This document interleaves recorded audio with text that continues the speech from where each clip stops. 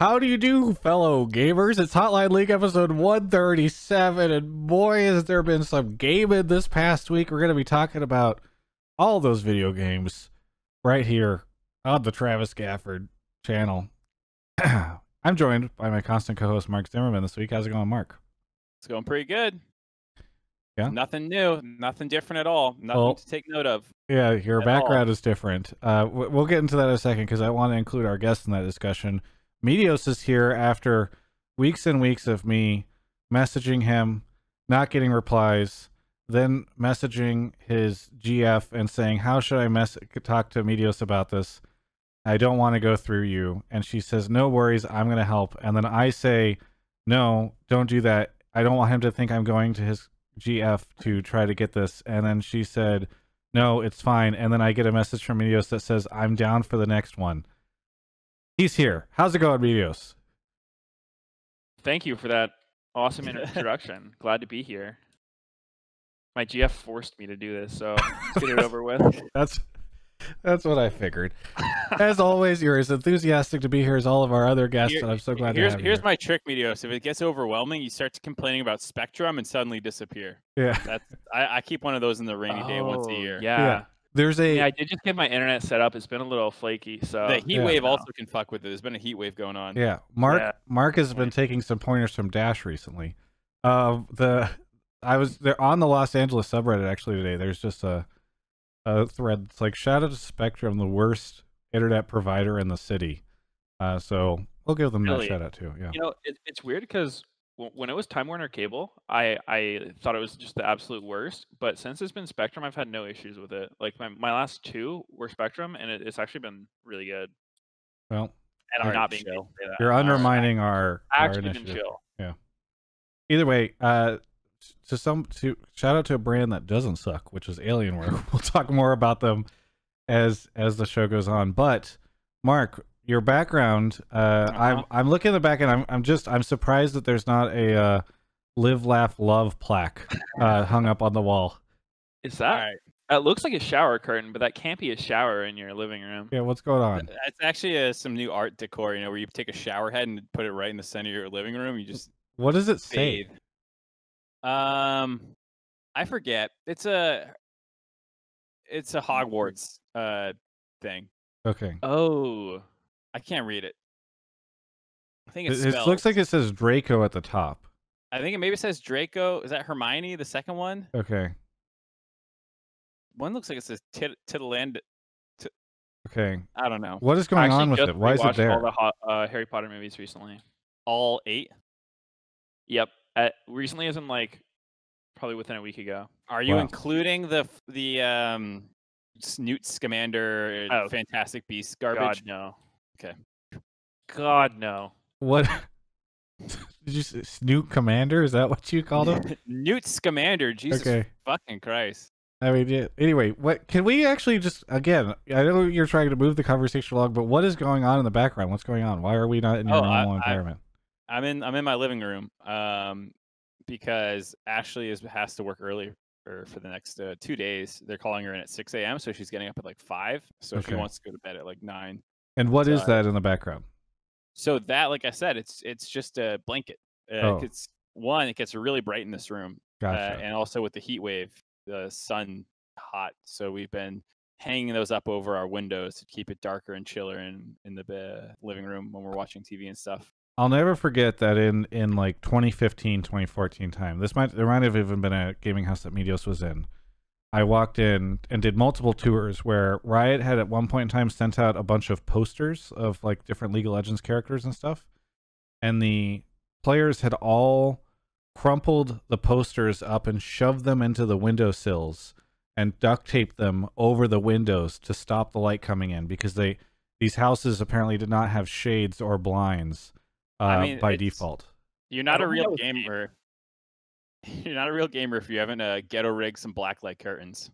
Yeah, well, it was just I'm sure Riot did not expect their posters to be repurposed as, I don't know, whatever. Anyway, it's been a crazy week with a lot of wild stuff. I think the TSM Golden Guardians game or match stands out to me as the most interesting match, but I don't know what stands out to you guys from the past week. Any breaking news? Any big stuff? Any big stories you guys are interested in? Well, I think FlyQuest beating C9 was pretty big. Yeah. Well, that's right. That did happen this week. It feels like so long ago because we're almost back to Thursday, but yeah, I mean, I've been liking it League every day. You I don't know like what to this? do this week because there's no games to watch. How do you like co-streaming? Have you been enjoying it? Travis has been watching you instead of the analyst desk. Yeah, co-streaming is a lot of fun. When I first heard about it is while I was playing, so it felt kind of weird to do it while also playing because a lot of it's talking about strategy. But now that I'm not playing at the moment, decided to try it, and super fun to do it with Sneaky. Just feels like watching a game with your friend, trying to be somewhat educational, like throw some tips in there, throw some jokes in there, and it's super chill, like having a good time with it. And for the most part, it seems like people enjoy it, so probably gonna look to keep doing that.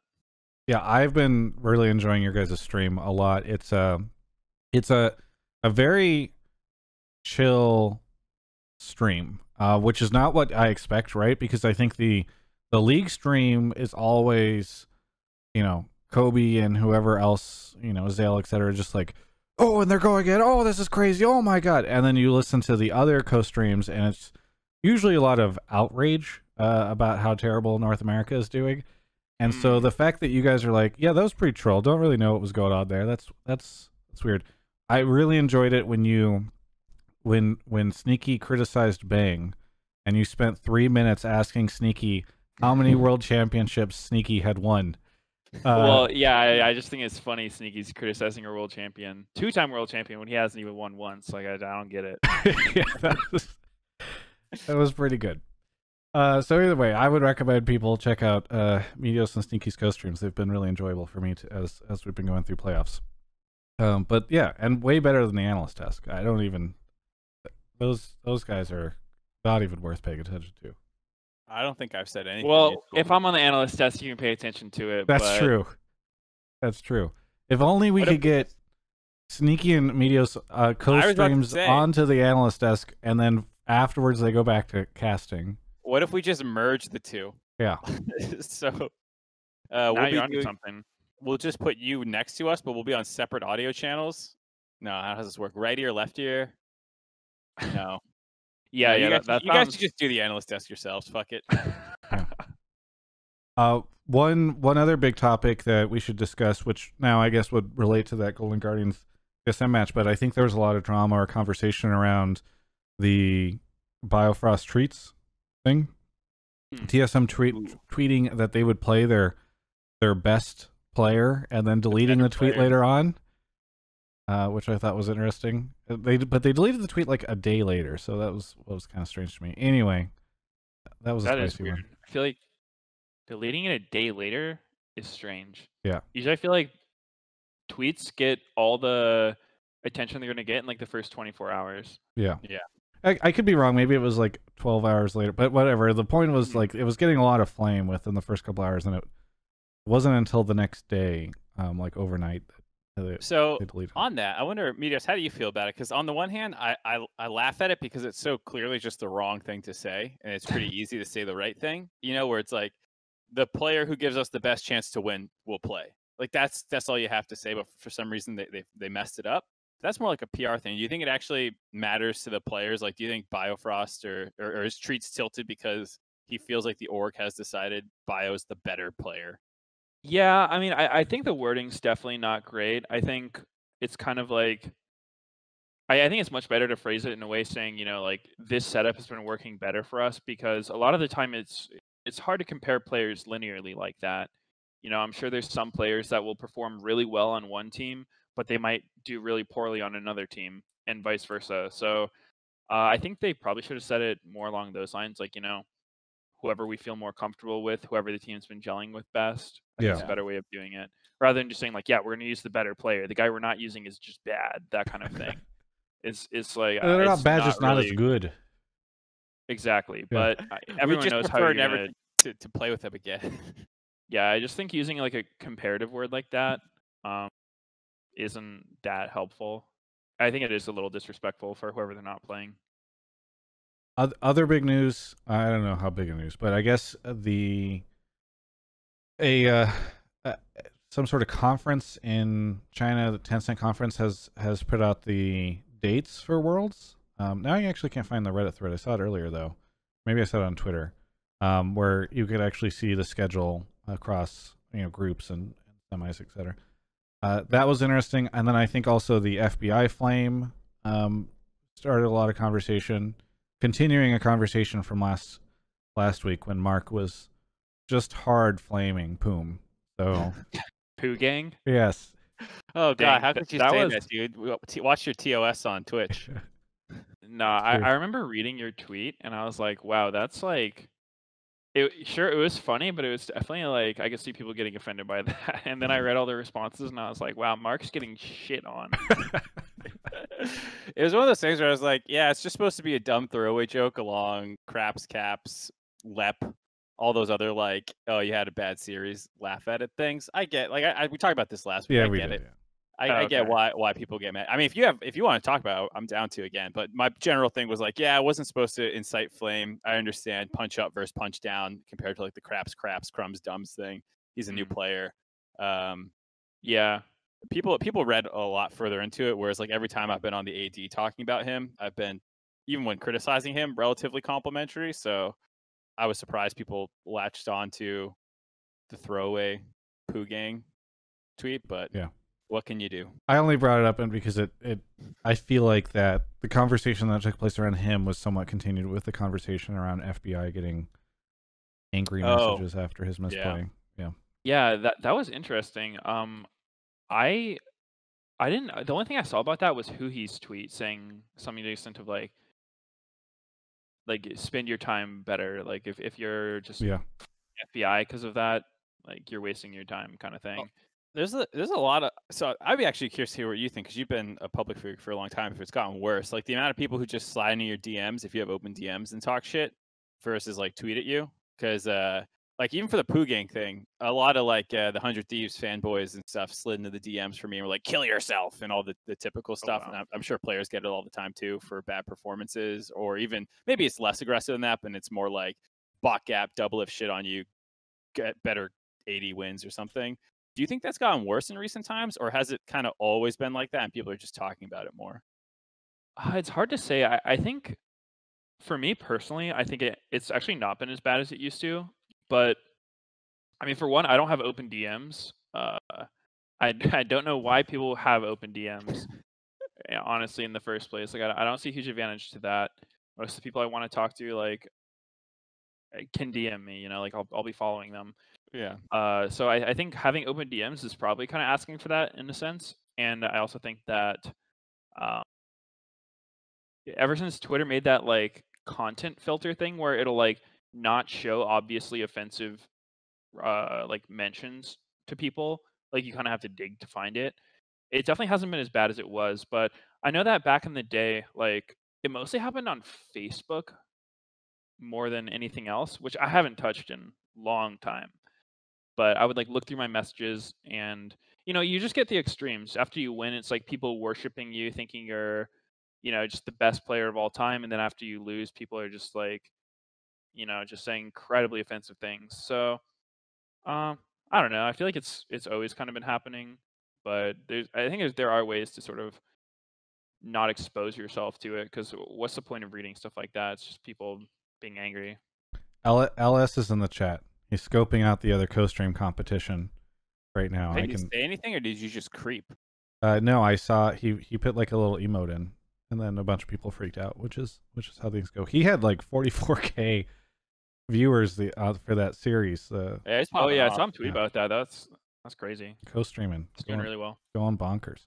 Well, how many viewers did the whole series get? Because I know the Twitch one was the highest I saw in a long time on the mainstream. It was like 230-ish or something, I think. Yeah, it's all the TSM fans coming out of hiding as soon as they start winning. Yeah. I mean, I'm sure TSM has a lot of fans. They definitely have vocal fans.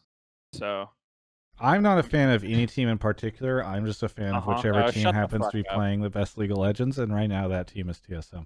That's not true at all. Yeah, bro. Played some really good League of Legends. That was some top tier League of Legends, dude. Giving up Infernal Soul got him right where you want him. Yeah, well, I'm sure we're going to talk about that. I mean, they beat Golden Guardians, who I thought was going to make it to the World Finals against FlyQuest. So clearly they're doing quite well. There was something else that I was going. Guess what?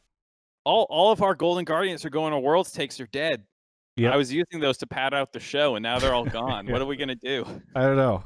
Yeah, I was thinking about that because can no longer have it. What you'll do is I'm sure you'll pull a caller who's like, I think Golden Guardians is going to go to Worlds next year. Yeah.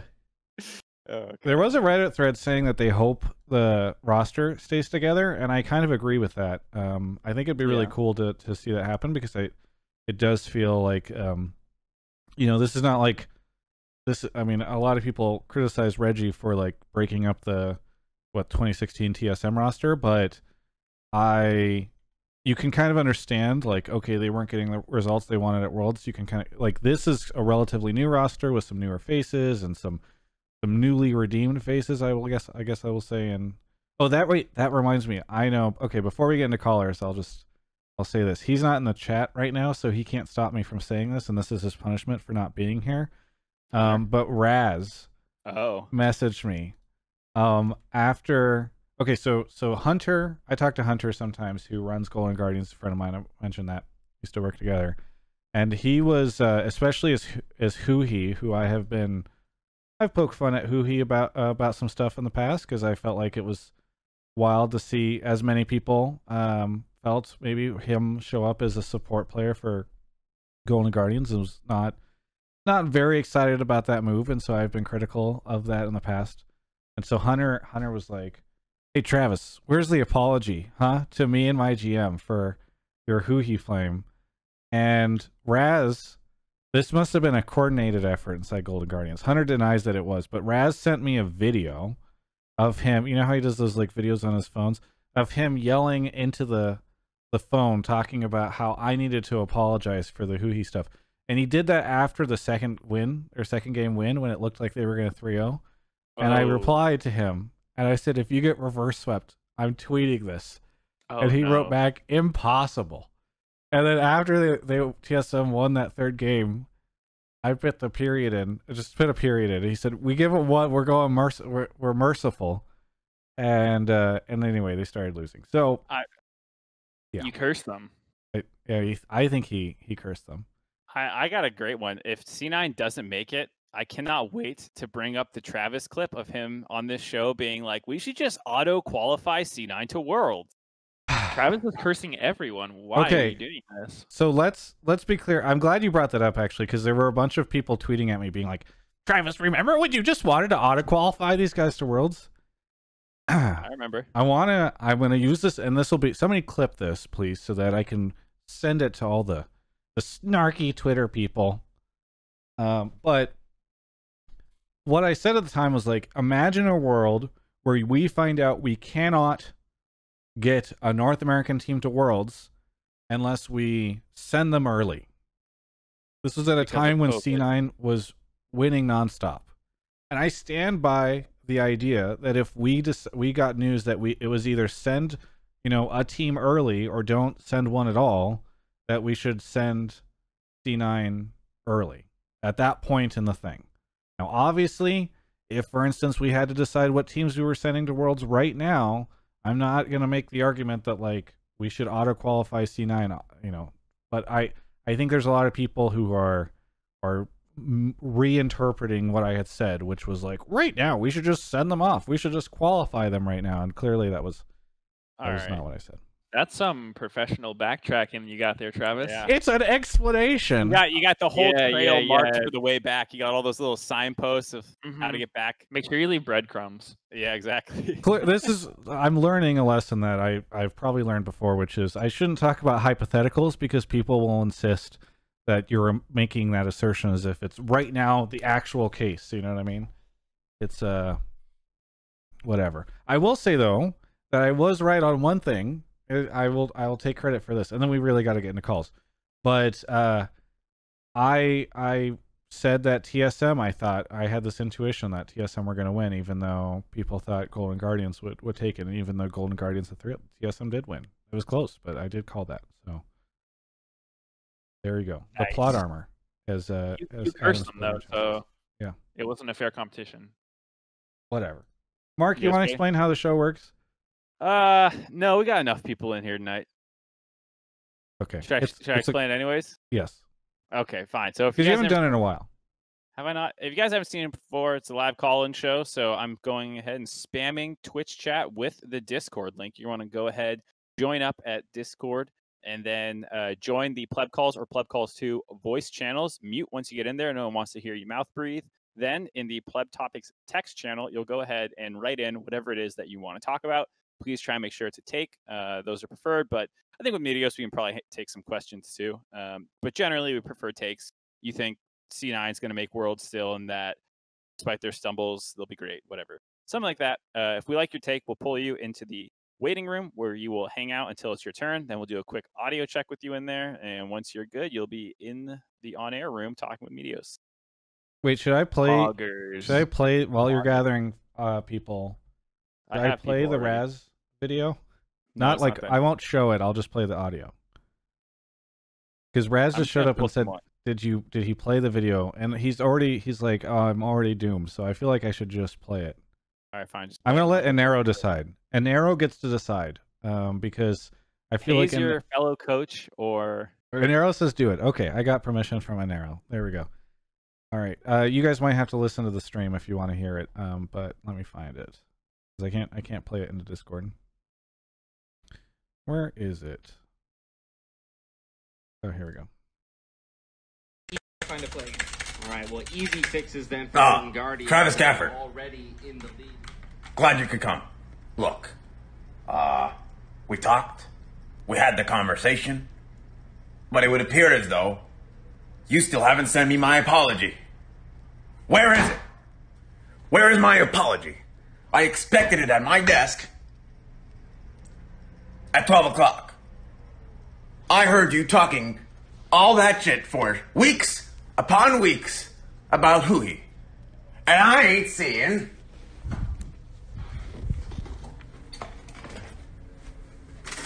He's opening his blinds in the video. That apology. I need it. I need that apology, old man. I don't know why he called me an old man. Anyway, so that was the message I got after game 2. So Mark, you want to go grab our first caller? I would love to, actually. Thank you. That's a pretty big curse. That's a cursed tweet to make. Yeah, I think that's like the Alex Penn tweet. Yes, I agree. Geronimo, thank you for the 9 months. Caru's 44, Big Country JRPG, Rayman, Erotic Truck, the Bowbot, Justin C. Scott, Original Sale, Small Long, Boater Michael, Dark Archon. Brandy Wine is here, and they've got a fan blowing straight into their microphone. Brandy Wine, where are you calling from? No, that's just my computer. I am calling from Adelphi, Maryland. Oh, nice. What do you want to talk about on the show tonight?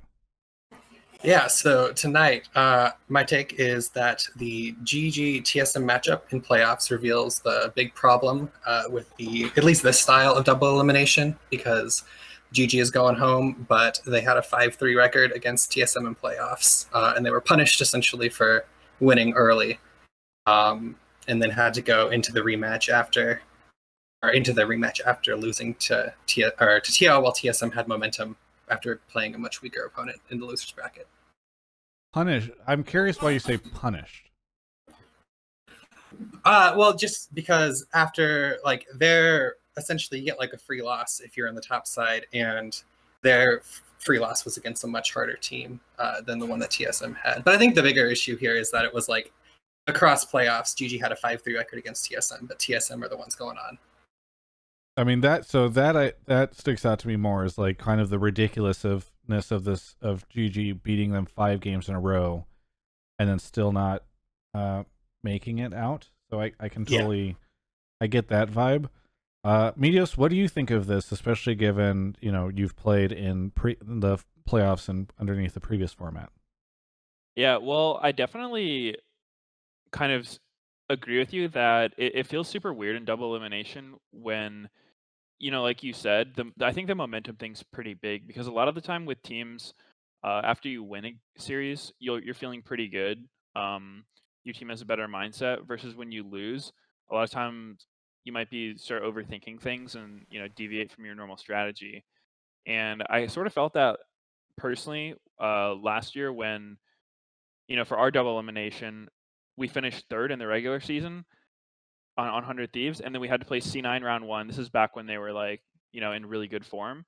And then after playing that, we played against TSM, and we ended up losing in a really close series, but it makes you wonder, like, would we have been in better condition if we didn't have to just play the best team before that match? So I think Golden Guardians kind of went through a similar thing. So I hear you on that part. I think it's a pretty valid point. I think that might just be like a downside that you have to live with double elimination, because while that does kind of suck, I think that the format helps in other ways. So for sure, I'm not exactly sure I would know a solution to fix that. Because Meteos doesn't, in your example, doesn't double elimination actually kind of help? Because like last year, you guys did have to play the best team immediately, and you didn't have the losers bracket or whatever. So isn't this kind of a nice system too, to kind of address some of the concerns you felt last year? Well, I think that with the previous format, you wouldn't actually play the top 2 teams until after the first round, right? Gotcha. Whereas nowadays, you're coming into your first round playing against the best team. And so I think that can hurt your mental if you have to just get pounded by the best team, even if you're better than all the other teams you could be playing in the next round. And then they're coming in either fresh or they're coming in off of like beating a really low-seeded team for their first match. So I do think that kind of sucks, but I'm not exactly sure I know how I would change it to make it better. So there's 2 things that I have thoughts on about this. One is about the actual format. One of the reasons that TSM had to play Golden Guardians again right away is because of the like pick your opponent style that happens in the upper bracket for the teams with buys. So Team Liquid was able to choose, Golden Guardians, and then not reseeding in the bot based off that. So like it forces all these repeat matchups, because if FlyQuest lost to C9, let's say, then you'd have EG versus FlyQuest again. You'd have 2 series playing again in the lower bracket that you just had in the upper bracket. I think the lower bracket should reseed to avoid repeat matchups. So that way, one, you just avoid this situation where it's like, TSM played Golden Guardians twice. What if that was just a horrible matchup for TSM and they lost both those?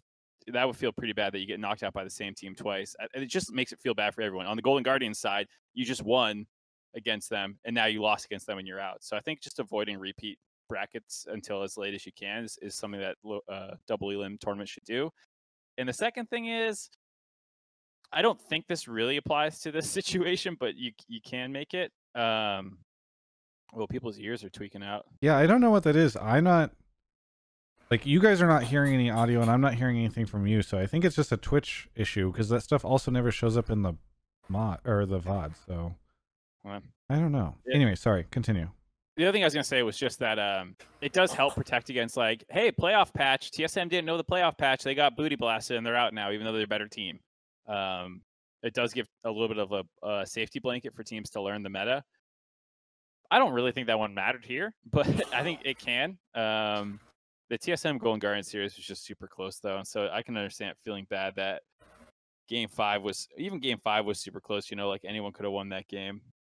So those are my 2 thoughts. One, I think that there should just be more things in the bracket to avoid repeats, and 2, just because the team had a 5-3 record against them doesn't mean that they're actually the better team. It could have meant that they had an initial better read on the meta, which is its own skill, of course, right. But you're trying to find the 3 best teams to represent you at Worlds, and you can make the case that TSM, now not getting exposed and having time to experiment with their roster, has created a better team than Golden Guardians at Worlds would have been if they beat C9.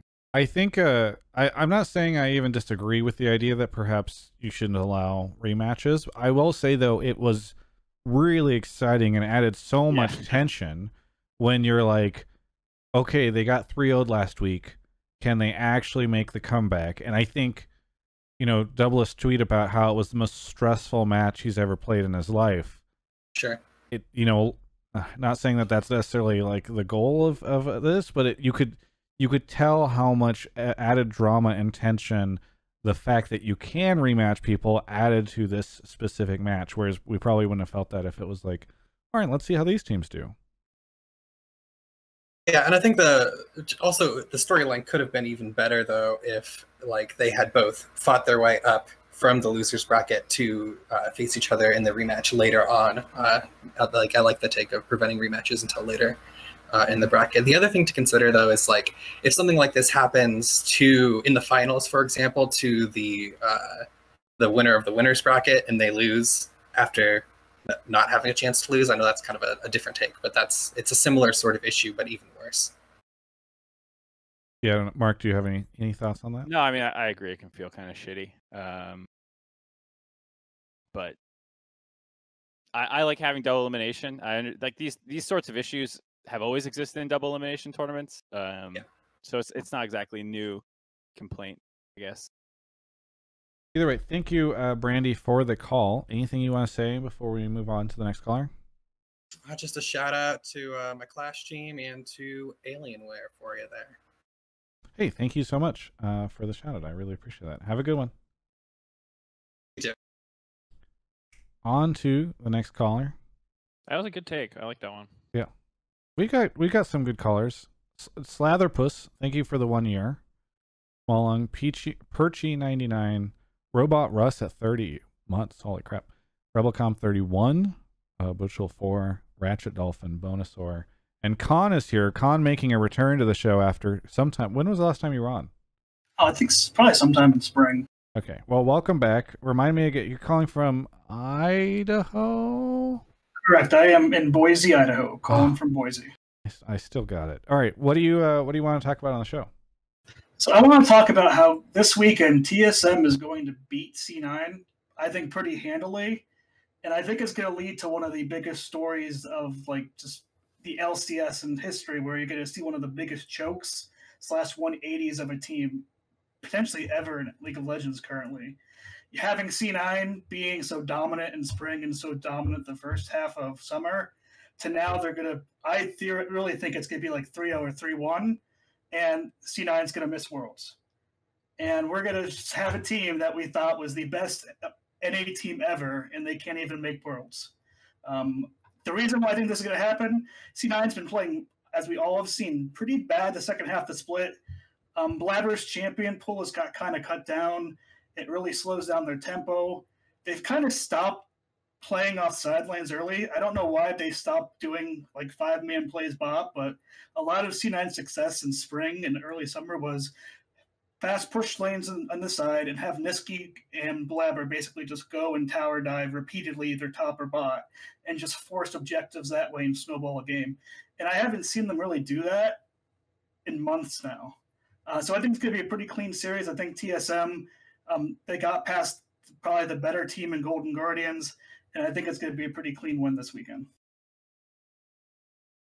Meteos, I want to hear you. Yeah. I mean, C9 fanboy come out. Here we go. A C9 fanboy. No, I mean, I think it's a fair guess for sure that I could see it happening. C9 just hard choking, but I think personally, I think C9 will still win because, to me, I think that C9's struggles have kind of been a variety of factors. It's really hard to say from the outside. You can never really tell what's going on. But I think that the meta shifts have kind of hurt them. And I think actually both of these teams were not prioritizing Caitlyn at all going into the series. And I think that, C9 always did really well with the bot lane carry meta, where Sven and Vulcan, just an incredibly good duo that the team can play off of. Like, if the other team decides to camp Licorice, then they're going to hardcore lose bottom. They're going to lose early Dragon Soul. It just seemed like when C9 was doing well, they really prioritized stacking dragons and just getting that early bot prio. And then when they started dropping games, I feel like they were trying to branch out too much. Like, they were just trying to do a lot of weird stuff, which I know from personal experience, when you do that a lot in practice, you can just kind of lose sight of what brought you success in the first place. And I think like a lot of their drafts have just been kind of all over the place. You know, like they were doing that Lux Sona bot lane one week. They're doing the Wukong Senna bot lane another week. Against their FlyQuest series, they were just drafting some of the worst drafts I've seen. Even almost winning games with terrible drafts. So I don't think C9 as individuals have gotten worse or anything, but I think that they're like maybe they just lost sight of what actually made them good. But I do think that at the end of their series against EG, was it most recently? Yeah. They were sort of looking like how they used to by just, you know, picking CC champions, playmaking champions, and just being really aggressive, stacking dragons. So I think for that reason, I kind of expect C9 to, you know, move back in that direction that they had so much success with. And I think that TSM's bot lane might have a lot of trouble against C9 because as we've seen over playoff meta, it seems like both teams don't want Kate in the game. Like they might ban, or maybe Kate will even go through, because I know C9 has banned Kate literally every game, and TSM has been first picking Ashe every game in their most recent series against Golden Guardians. Like I think Double have played 5 games of Ashe. So another thing that comes up is Senna has been looking pretty good, and Doublelift is notoriously unsuccessful on Senna. What are you talking about? I went by his stream today and I saw him playing Senna, and this dude still hasn't learned how Senna's E works. Like, I love Doublelift, but I have to shit on him for this because he wastes Senna E so hardcore. Like, if you just treat Senna E like it's like a mini Sivir ult that just gives yourself and people around you move speed, I swear he would use it much better. But I'm just seeing him like waste that ability all the time, not have it when the actual fight starts, and then just not be able to do anything. So I think Doublelift Senna still needs some practice. And I think if it comes down to that, you know, like Caitlyn Ashe getting banned, it seems like Senna's looking pretty good in playoffs, and I'm not convinced C9 can, or sorry, I'm not convinced TSM can play that style better than C9 can. Yeah, I'm probably leaning towards C9 as well, but it's one of those things, like you're saying, like anything can happen right now because things feel pretty wacky. The no Caitlyn priority is really weird. It went through in one game in one series, but I can't remember what it was. Otherwise, like North America bans more than they play it. I have to say, I hope C9 keeps playing well, but they seem like, I don't know if it's pressure or what's getting to them or if they're tilted, but game 1 of that EG C9 series, I'm so sad that it's got cut off on the analyst desk during the Twitch chat thing, or Twitch boomed or something. But like, it was honestly one of the worst games I've seen in playoffs maybe ever. Like, it starts with a missed ban by EG. C9 gets invaded. Yeah. EG misses like after a week of prep, you don't have a champ that they play that you don't ready to go. Like, it blew my mind that happened. And then C9 gets invaded topside with Bard and like basically a 5-man invade top, and Sven stands at Krugs for like 20 seconds and then is like, oh shit, I'm supposed to go counter invade when they invade top. I leak out to bot. Finally goes, but by this time Bard's rotated back down, and he loses his flash level 1. And then EG blow like 6 summoners, killing him once, and they're still down 20 CS to Sven. Yeah, I remember that game. And Zeyzal's just like humming Bard Qs at Vulcan as TK, who's just eating them, but he's not near walls, so he's doing like 30 damage. And I'm just like, what the fuck am I watching? It was, and then yeah, they get Soul and they throw the game. It was just like, it was like Drake Soul went down at like 40 minutes or something, because it was 7 dragons or 8 dragons total. It's like, oh my god, that was a pain. So I'm glad you guys brought this up, because my question to both of you is, which looked like the better team in playoffs this past week, EG or Golden Guardians?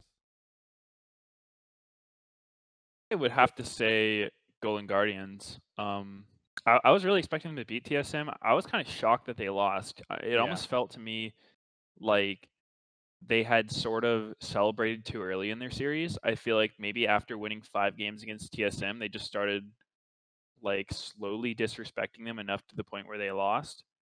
But yeah, I mean, I think overall Golden Guardians was making some really good moves. They just started making enough bad ones for TSM to win. So that's kind of why I think TSM might win this weekend, because even though I know that like most people would say it's going to be C9, I'm not as hyped up on TSM as the caller is, but in terms of it. I think Colin, you said it was going to be a 3-0. 3-0, 3-1. Whatever. Well, either way, I don't think it's going to be a stomp, but I actually think it is better. Before all these people in Twitch chat, I'm sure they're like Travis TSM bias. I actually think it's better for North America if C9 makes it to Worlds, because I have more faith in that lineup to eventually get back to what they were doing in spring and to show like what made that team really great by the time hopefully they make it to the world stage. But I'm pretty worried for C9, and I'm a little worried that them beating EG has. So I predicted EG to win that series, and part of that was because I was like, man, people keep expecting C9 to win and get better and start turning back to what they used to be, but they just are staying a pumpkin. Like, they just keep losing. And so I was like, okay, I'm going to go against the grain and just finally expect them to lose. EG looked really not great. And so I think that's part of the reason why C9 was able to pull out that series. And so looking at that series, I just don't have as much confidence in C9. And that's why I'm still kind of nervous for them going up against TSM, even though TSM also did not look that great. Yeah, that's what I was going to say. Like, TSM has not looked good. They've definitely had some, bright points for them. Like, I think Bjergsen and Spica have actually been playing really well so far. I think Broken Blade has been kind of, hit or miss, but overall solid. But TSM's bot lane has for sure been struggling. They were just put on map hack duty last series and barely managed to drag their bodies across the finish. Wait, what did you call that? Map hack duty? Like, they're just Ashe is so stupid. Yeah. Okay. If you're jungling against an Ashe bot lane, you just lose. There's nothing you can do. You just lose. So you don't like Hawkshot very much, huh? It's so broken. Like, what is that? I shouldn't be in the game. I feel like Ashe is the AD carry. Ashe is the AD carry you throw your bot lane on to be like, hey, you'll probably have early prio with this champion, so it's going to be really hard for you to end. Just keep finding the jungler for us, bro. Like, maybe hit some arrows, force him to run cleanse, force him to build QSS, that kind of thing. But it's not like Ashe ever really just takes over a game. She's kind of like that supportive carry role where you don't want Ashe to be your most fed person. You need someone else to be a real carry with the champ. So, I don't know. I feel like if TSM is pushed off of that, they will probably look a lot worse. So just ban Ashe as your suggestion to C9? I think so. Yeah. Or I mean, I think C9 should be playing Caitlyn. It blows my mind that they're not, because I feel like that champion fits exactly what they want as far as how they've been playing. Just early pick Caitlyn, counter pick support, or pair it with Morgana, whatever you want to do, and just push bot lane and stack dragons ad nauseum. I really feel like that's C9 had so much success. They executed that style so well, and then they just aren't doing it with Caitlyn. I'm pretty confused about that part. Yeah, it's. I mean, at the same time, even if they don't pick up the Caitlyn, I would expect TSM to try and pick it up too. But right now, I feel like C9's bot lane champ pool is just better because they play the Senna well. Even though as Yuumi in the FlyQuest series felt like it didn't have enough pressure to really stop FlyQuest from just stacking dragons on them until it was too late. But I still think he played it okay. He was usually still executing on it. Whereas I'm not sure what Doublelift has in his pocket besides the Ashe. And Sven can play the Ashe, the Senna, has Ezreal. I don't think either of them seem to be willing to play Lucian Kalista too much. I think Sven had a Kalista, if I remember correct. C9 played Kalista, I think, twice against EG. Oh, was it two times? Okay. Yeah, that was a series where it was Kalista every game. C9 EG. I think, Bang played it the first game against Senna, and that was the one where even though Sven lost Flash level 1, Bang was so, he was not having a good game. The game where you're telling Sneaky that he's not a world champ? Yeah. No, it was. I don't think it was that game, but it may have been. It was that serious. I don't know if it was that game. Yeah, but I was gonna say, that's I do remember you talking. Yeah, I mean, they specifically about how Bang was just doing nothing late game. You're which felt really bad, by the way. I mean, I never do. I think that he was throwing that game or anything like that, but it's you were watching him. I was hearing you guys talk specifically about how poor he was performing. And just thinking about that Bang tweet from that day, that's like, is today the last day that I'm going to be playing this year? And I'm like, it's tough to see these things in coordination. Yeah, I mean, I'm definitely. I don't ever try to hate on anyone when I'm watching the game, but I think if someone's having a poor performance, like it's worth pointing out. Yeah. I think it's worth pointing out if someone does above or below what's expected of them. And it just seemed like Bang wasn't really playing too well against C9. Yeah. Maybe their bot lane is just, really hard to play against, which can happen. also- But yeah, Off topic, but since we're kind of on the topic, do you guys think we'll see Bang in North America next year? hard to say. Yeah, I don't know. I think depends what kind of salary he's being offered. Probably. He definitely hasn't seemed super happy in North America. Yeah, He's had, that's my thing. He's had some tweets that make it seem like he's not having a great time here. So I'm sure he wants to go home, but again, pro players don't have super long lifespans on their careers, and so if he's being offered, $1 million contract to play here another year, I don't think he's going to be like, no, I want to go home. I think he'll just, take the bag. So probably. I'm not trying to discourage anyone from signing him or whatever. I just if he's really unhappy here, I worry that if I was a GM, I would not want to sign an unhappy player. I feel like that just is asking for trouble. But anyway, back on the I think we're all C9, but open for anything to happen. I'm a little on TSM. Oh, really? If I was to predict, I would predict TSM. Wow, you're stupid. I think the other thing too that Midos was alluding to a little bit was Broken Blade being hit or miss, because I thought that was probably the actual biggest difference in the series between the first one and the second one.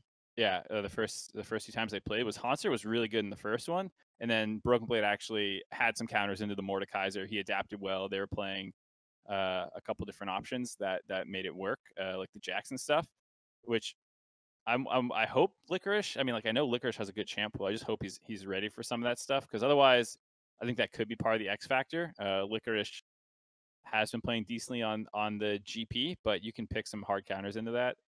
Yeah, I was actually on my co-stream. I've been talking a lot about top lane champion pools, and I think that is something that I've been noticing. A lot of the losing teams are not picking the same top laners that the winning teams are picking. Up until this TSM one, I think that Broken Blade definitely sort of went against what previous stats would suggest, because he was beating Mord. But up until this series, it's like Orange, Shen, and Mordekaiser have just been winning every single game.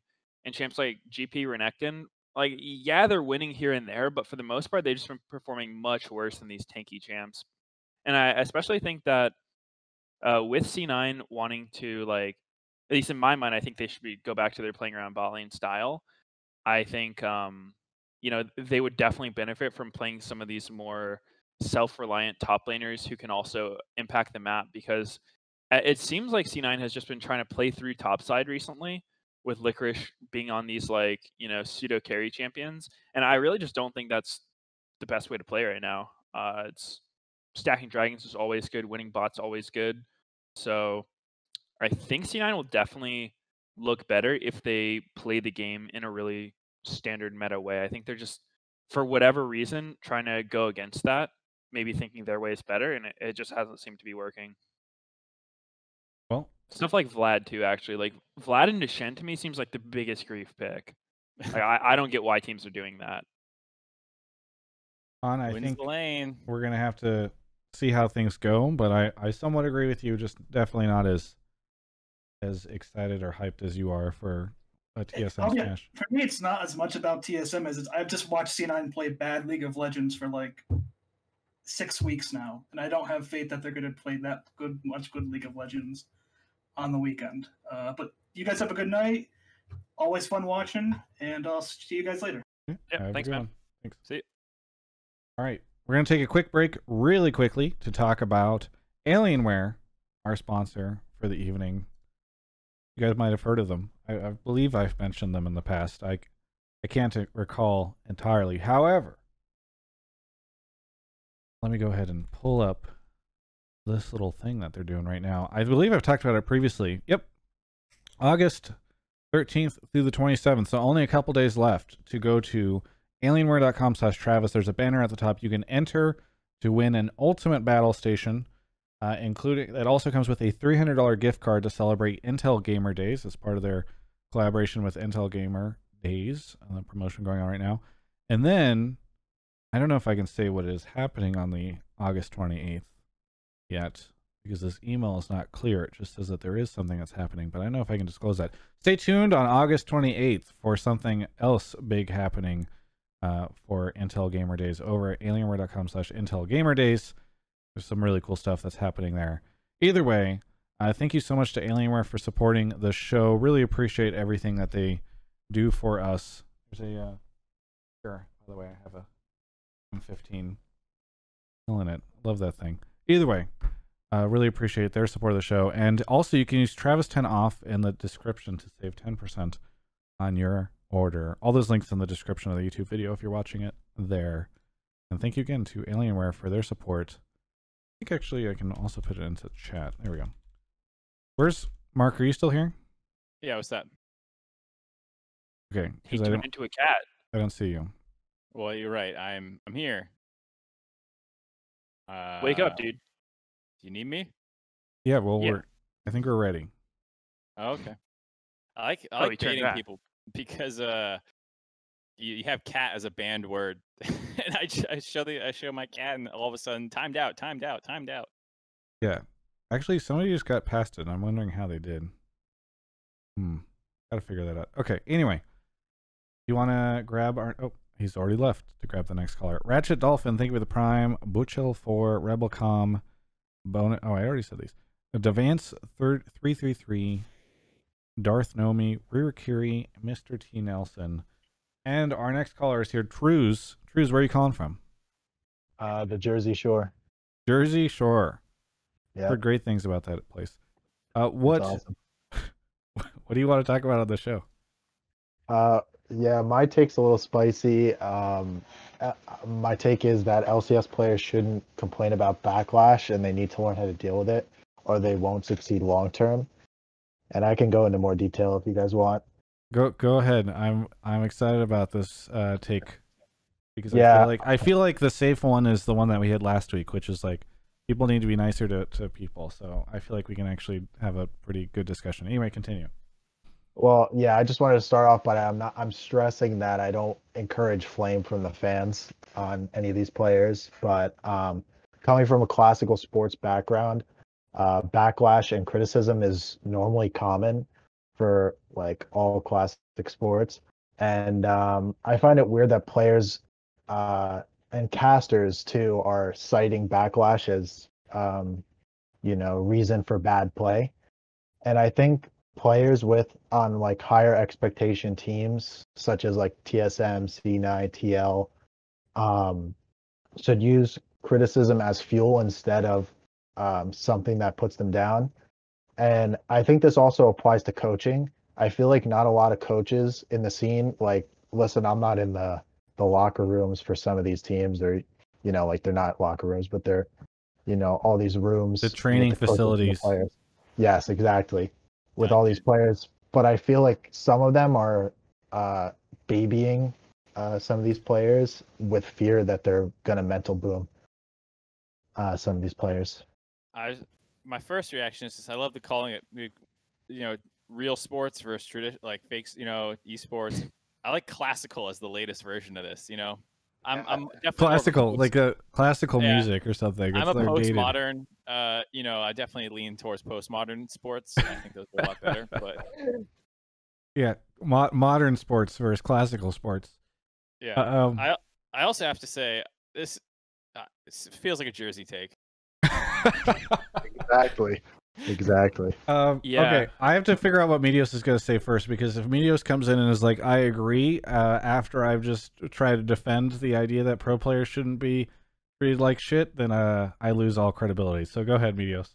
No, I mean, there's definitely multiple things that you had in your take, and I agree part of it, disagree part of it. I think definitely players shouldn't, like, for me, when I first started, I used to really like reading things about myself, obviously because C9 was doing so well.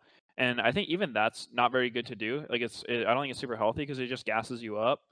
And then when we started doing bad, I still kept reading things, and it makes you feel really bad when you have people just shitting on your entire character. Because a lot of the time the criticism isn't like, hey man, I think your first clear could have been different for these reasons. It's just like, you're fucking bad, go retire kind of things, which is like, it's not really constructive. So I think it's best for players to just not really read opinions about themselves, because good or bad, it's probably just inaccurate.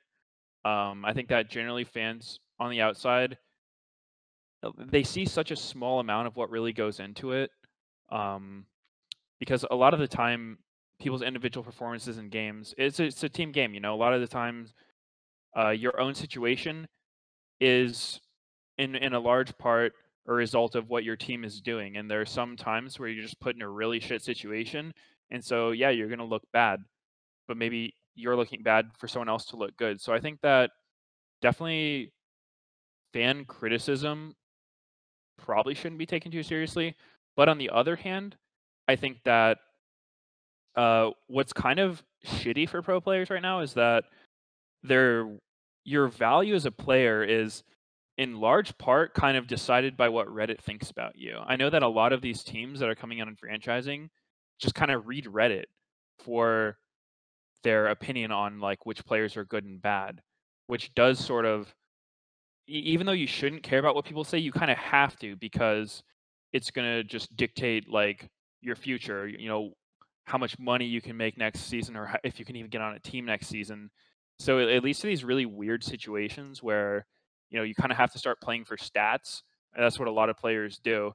And, if I had a teammate who's playing for stats, I would be like, fuck you, dude. Like, you're screwing everyone else over to try to keep yourself afloat, But it is just kind of how it is. It's the reality of it. And I think it sucks, but I don't know a great solution for that kind of thing. So Yeah. I mean, I definitely agree that like players shouldn't take flame from the community too seriously. But at the same time, I don't think that the people making the decisions on rosters should be taking the flame seriously either. But they do. So it's kind of tough. And I also think it's like, I don't think anyone would say, it's going to be hard to find anybody in the world who's like, pro players should take flame seriously. They should go sit down and like get flamed and look at that and be like, huh, am I a fucking idiot? I'm looking at this tweet right now, and it says that I am, and it says that I couldn't smite to save my goddamn life. Should I, nobody's actually gonna do that. It's just, it's difficult to not, I think it's hard for a lot of people to just be like, ah, yes, emotional wall. I will just put this up and be utterly unaffected by anything and have no emotional reaction to this criticism. So I don't know. I think it's just kind of, it's disingenuous to say pro players, and I'm not saying this is what you're saying, so it's just like when people are like, yeah, pros just shouldn't be affected by that. It's like, it's really difficult to just choose not to be affected by something. It's not usually an option. Yeah, certainly. I mean, what I'm saying is don't read it, because I don't think it's possible to not be affected by it. Like, obviously, I'm not a doctor on how the brain works, but I think there is something to like just being exposed to it, like reading those things of people just saying shitty stuff about you. Like, it goes into your brain somewhere, right? Like, it gets stored in your memory in some way, even if it's wrong. I think it's better to just like I'm not just imagining put these yourself in that situation.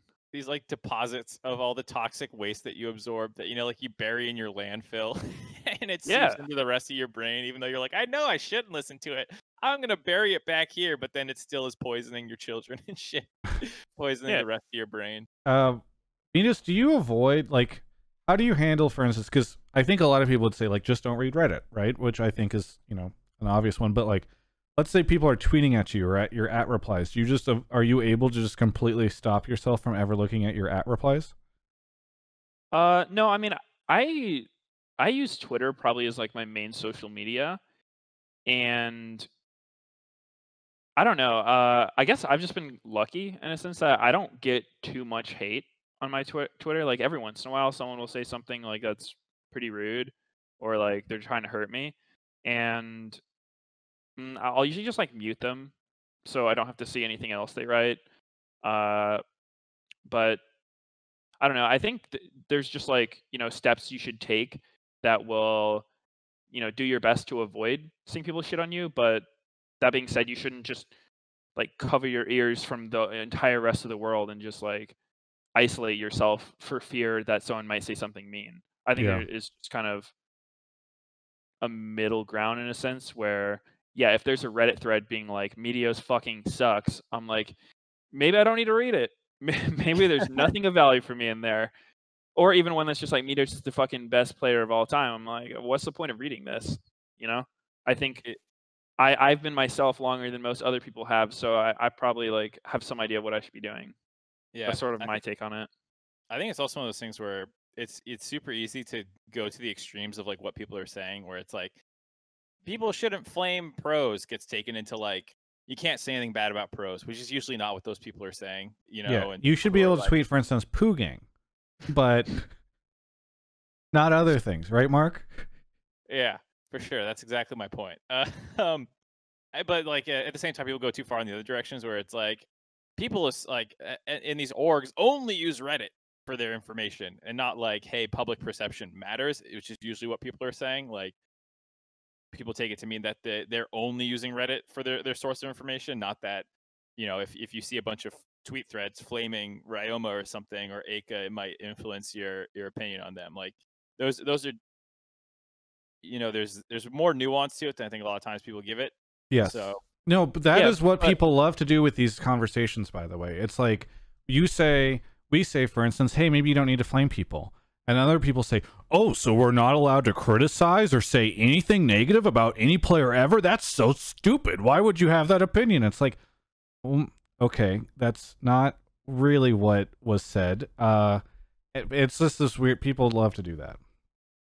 Yeah, and I would have to add to that, you do hear the thing about classical sports as a comparison a lot, and the counterpoint to that's brought up a lot of the time is esports is a lot different from classical sports in that sense that like in classical sports you usually don't have like LeBron James fucking live streaming his basketball practice where it's just like people are shitting on him for missing a 3-pointer, shitting on him for missing every shot, that kind of thing. Whereas in League, you're a lot more connected to your audience. Like you're a lot closer. You are reading your Twitter because that's what you need a social media presence.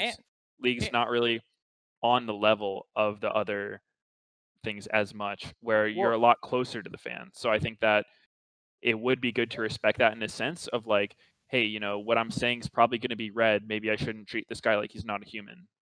And I mean, if we're being honest, a lot of sports players are soft as fuck too. Like they're not any harder or whatever you want to call it than an esports pro. Like they lash out at their fans all the time too for shit talking them. It happens plenty. And like you're saying, I just don't think that they're as close to it. So they might not be on it all the time, but like that definitely still happens in normal sports. Still get it plenty of times. Classical. So True's actually that. Oh, you just unmuted. Perfect. Yeah. I have a question for you actually. So your argument is, and I'm going to try not to be snarky about this. Your argument is, this happens in traditional sports, so esports players should get used to the idea of it. But I don't really understand. I've never truly understood that link. Right? It's like, okay, it happens in traditional sports, so why then does it need to happen in esports? Well, no, you're never going to get rid of it. Like, let's be honest here, unless they, ban League of Legends from Reddit and Twitter and all this different stuff, you're never going to get rid of it in general. So I think that players just need a way to get over it and stop blaming their play on it. Does that make sense? Because I feel like there's a lot of like, especially in TSM, for example, whenever they lose, it's like, oh, the pressure got to them or something like that. I feel like, you're walking yourself into that situation. So you got to learn how to deal with it. So I totally agree that you're never going to get rid of it. I 100% agree that, because there's no world in which you can say unequivocally, like the millions of people that watch modern sports are no one in that group will ever be a dick. But I worry sometimes, I mean, and not to extend this out too far, but like there's this kind of concept of, well, that's just what it is to be like an influencer or a personality or a pro player or whatever. Like there's this kind of thing where we just kind of take it for granted that people who are individuals on the internet with a following like somehow deserve this, or they just have to accept it. And there are a lot of things in the world that we can't truly ever get rid of, but that doesn't mean that we can't denounce them or try to make efforts against them or say like that shouldn't be the case, right? Like I think it's good that there's a Reddit thread that was said like, hey, stop being a dick to FBI, even if I don't think that that Reddit thread will work to 100% eradicate everyone who's being a dick to FBI. You know what I mean?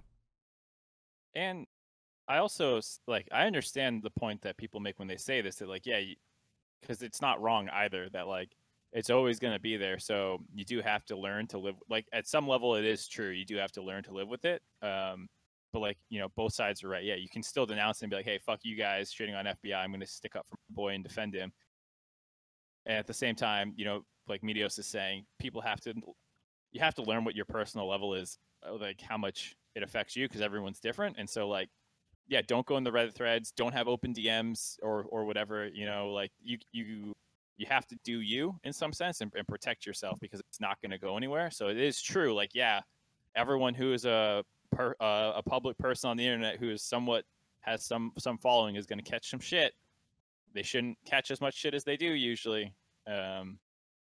But yeah. Another point that I kind of want to touch on is you mentioned Ryoma is the person being shit on, and that's something that I feel is like kind of close to me, because I've pretty much been playing with Tommy is his name. I've been playing with Tommy since he's like, you know, been in North America, and he's super young, and I know he's like an incredibly good player and a super nice teammate too. But obviously, like 100 Thieves didn't perform that sick this year. And obviously he's going to make mistakes because he's new, but like the level of people that have been shitting on him is just crazy. Like it's so unwarranted. I think that sure, you can criticize people's play, or, you know, say like what you think they should be doing better, or even just being like, oh yeah, this guy fucking sucked this game.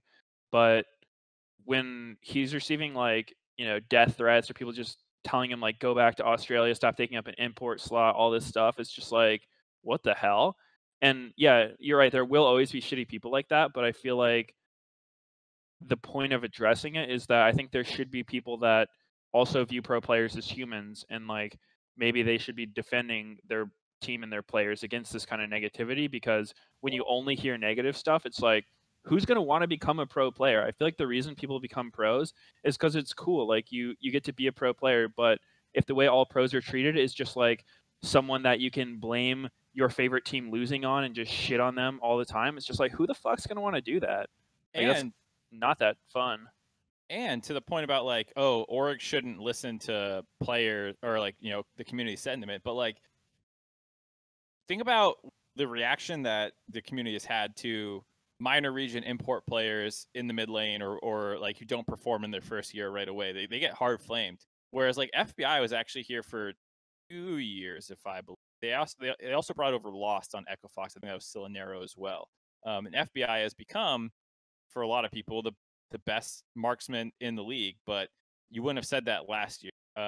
And you're somewhat, you know, the fan base does matter. If people are going to hate on 100 Thieves and say that they're fuck them, they shouldn't be using this player and all this stuff, you're going to lose fans in this way.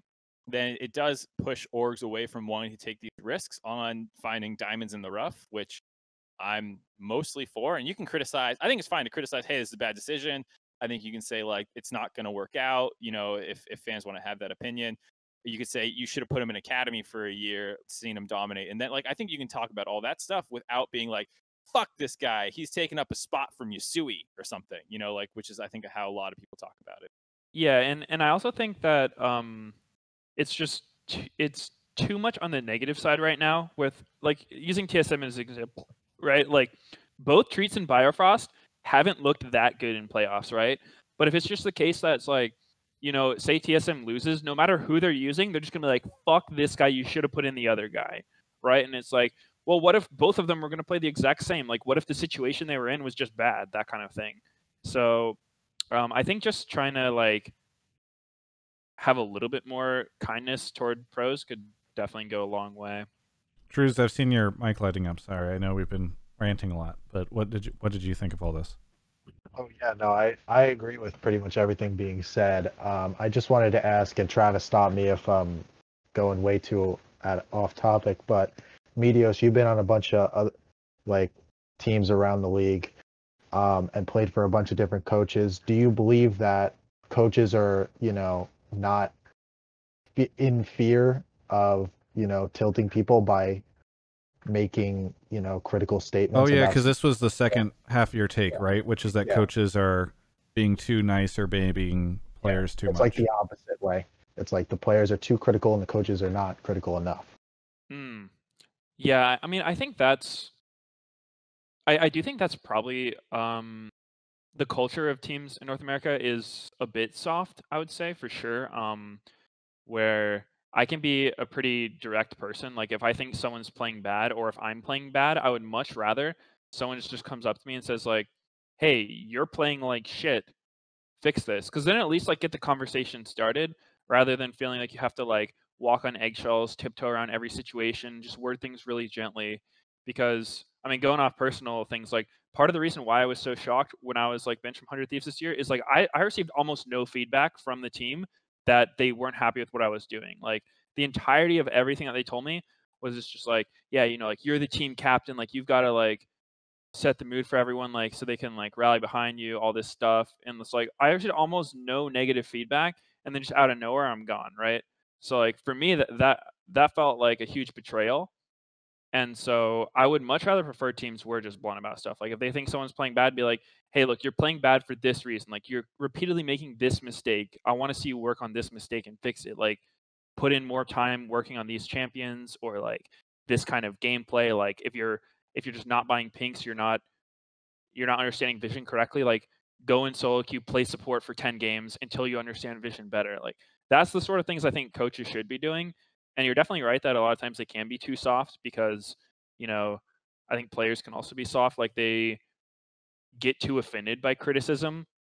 But I mean, I think there's two different things, right? Like, fan criticism, I think, isn't worth listening to because they just don't see enough. Like, they don't actually know what they're talking about in a lot of cases, just because they don't have access to that information. But the coaches, the analysts, the fellow teammates, they do generally know what's going on. And so, like, for me, I've always wanted my teammates to call me out if they think I'm doing some dumb shit. And I also want to feel comfortable being able to point out things that I think they should be doing better. So I would say just in general, the culture in North America is pretty soft. Hey, Truce, thank you so much for the call. And especially because it, I think, led to a really great discussion. Is there anything you want to say before we move on to the next caller? Nope, that's it. Thanks for having me on. Yeah, thanks, man. Thank you so much for the call. In the spirit of direct feedback, Travis, I want to say that you're a terrible host. You should do a much better job cultivating the conversation. Meteos is right about direct feedback. It's your Get shit on, Travis. I want you to think about that while I get the caller. How does it feel? Thank you to Mr. T. Nelson 45 for the Prime. Dim Light Thick Smoke, thank you for the Prime. Mr. Brooks Gaming, Berlando Jones, Iastasy, Blunder IRL, CG Gladiator, Benesu, Paxt 17, Emmanuel Corbellini, Liberi for 1 year, Iceman 1986, and Yasuke for gifting a sub to Jolly Green. Mark should be coming back any second. He kind of cut out there towards the end. I didn't really hear what he was saying, so I'm not sure. Oh, really? Yeah. Internet issue, maybe Spectrum. Yeah, crazy internet bug. Difficult. It's difficult sometimes with this stuff. Meteos, I'm surprised. Is that a closet that you left open? Yeah, I was gonna close it, but there's like some boxes in the way. Ah, I see. I've had that issue before. I Mark, come back and be like, I can't clean my room because there's shit in the way. It's a new place. I'm getting set up. What do you want from me? Yeah. No judgment. Savoy, is that how I say your name? It's Blue Jay. We could skip all that stuff if you Great. want. Okay. Thank you for being a Twitch sub, Blue Jay. Great to have you back. Mark, is this? Don't mention it. Do you at least recognize his voice whenever you start talking to him in the? Oh, I just don't even care anymore. I'm not checking. I mean, it's a different name every time. Why did you? Little Chester called me out in the waiting room there. What? How do you like how did you come up with this name? Oh, this is just my name. Like that's my last name, and then my initial is J. Like, doxing yourself. Be careful. Yep. Great. You're coming so desperate on this show that you're using your real identity to sneak in. I didn't have time to come up with a new name, man. Yeah, there's probably something. In Just like Mark's like I don't give a shit. But I don't got time. There's too many names to come up with. It's been done, you know. Yep. At 137 episodes, even the callers are giving up. Anyway, what do you want to talk about on the? You're from Toronto or Ontario, or wherever in Canada. What do you want to talk about on the show? I want to talk about how I think Biofrost is an upgrade over Treats, and I actually thought that Biofrost played okay. I don't think he's amazing, but I definitely think that he definitely got so much flack just for the really bad Bard ulti in the Dragon Pit, and for the one that also kind of griefed Doublelift, but actually had a pretty good series overall. Vitos is smiling at the Drake Pit part. Yeah, no, it's so funny because I kind of agree for sure. But one thing I was going to say is that I think for support especially, it's kind of hard when you're just watching the stream to really know how much impact a support is having, because a huge part of it is just like, setting up plays for your team, like putting down your wards. A lot of the time supports get tasked with tracking flashes and stuff. So I think that TSM looked better with Biofrost for sure. Yeah. And as far as individual, I thought he played fine. It didn't seem like he was, head and shoulders better than Treats, especially because it looked like they were still struggling in lane. Yep. Doublelift and in any support, I feel like they were just struggling. But that could also be just because I think Golden Guardian's bot lane is playing super well right now. So that's generally going to happen when you're up against good opponents. It's going to make you look worse by comparison. And I do think that Biofrost, he's going to get a lot of flame for the Bard ults. And I think that's, something that kind of goes into the previous caller's question, but also this one, is that I do think a lot of the times players get too much hate for just, mistakes that happen.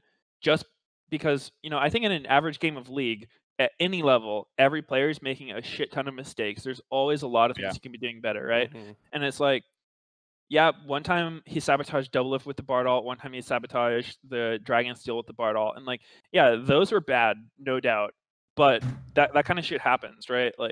Just because the, outcome of the mistake was so big, people view it as the input was so bad kind of thing. And I even oh, go ahead. No, you finish your thought. Sorry. Oh, I was gonna say even a lot of the time end of game things get highlighted so much, like the with FBI people, with people flaming FBI. It's like, what is there to flame? This dude played really well the entire series. Yeah, his flashing at the end wasn't great. It was sort of like a mistake that ended up losing them the series. But to say that FBI lost in the series, it's like, what are you talking about? A big reason they were in the series in the first place was because of FBI. So I do think that mistakes, especially when one-time mistakes turn into narratives for players, I think that's super unfair. Cody Sun's Tristana at Worlds, or Xmithie Sejuani ults. I try to be a little careful with it when I'm talking about these things, because it's like, yeah, these incidences can be kind of funny to meme, but when it sort of defines a player, it really sucks. So it's a weird middle ground, because I think some of these things are just so funny to see.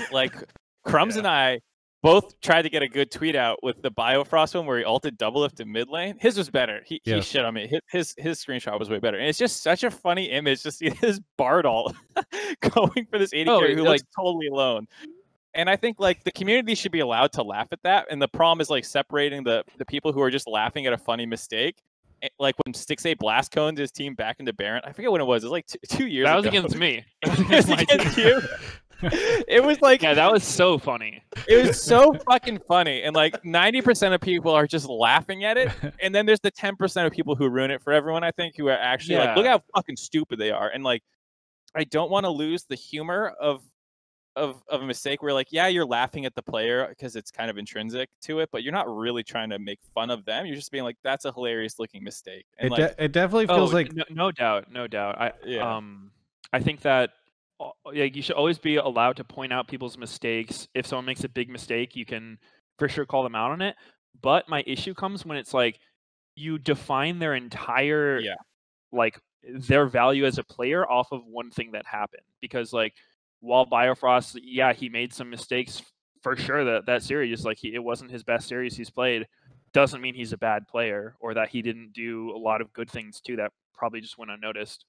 He actually had a lot of good Bard ults too. Like I actually lost count of like how many ults that he had that actually got picks.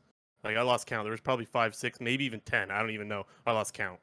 And I think like it's hard to know because some of this has to do with this meta and synergy and these kinds of things. But like I think for supports in particular, a lot of the ways I actually try and like look at how much they're helping their laner in particular. I'm not even looking at their stats. I'm looking at the AD carry stats compared to the two. Like Treats with Doublelift was on average down like 3 CSD and like negative 250 goldish. I'm exactly remember. But with Biofrost in the regular season, he was up 5 CS and up like 20 gold or something. So like, I'm not saying, you know, there could be champ pool changes, they play differently, whatever it was. It's hard to like pinpoint exactly, but at least they seem to have better laning performances with Biofrost than with Treats. And I think that was one of the big reasons they went with Bio, is they were probably a little bit more comfortable laning together. I think in Doublelift's interview, he was talking about how he can know what Biofrost is wanting to do already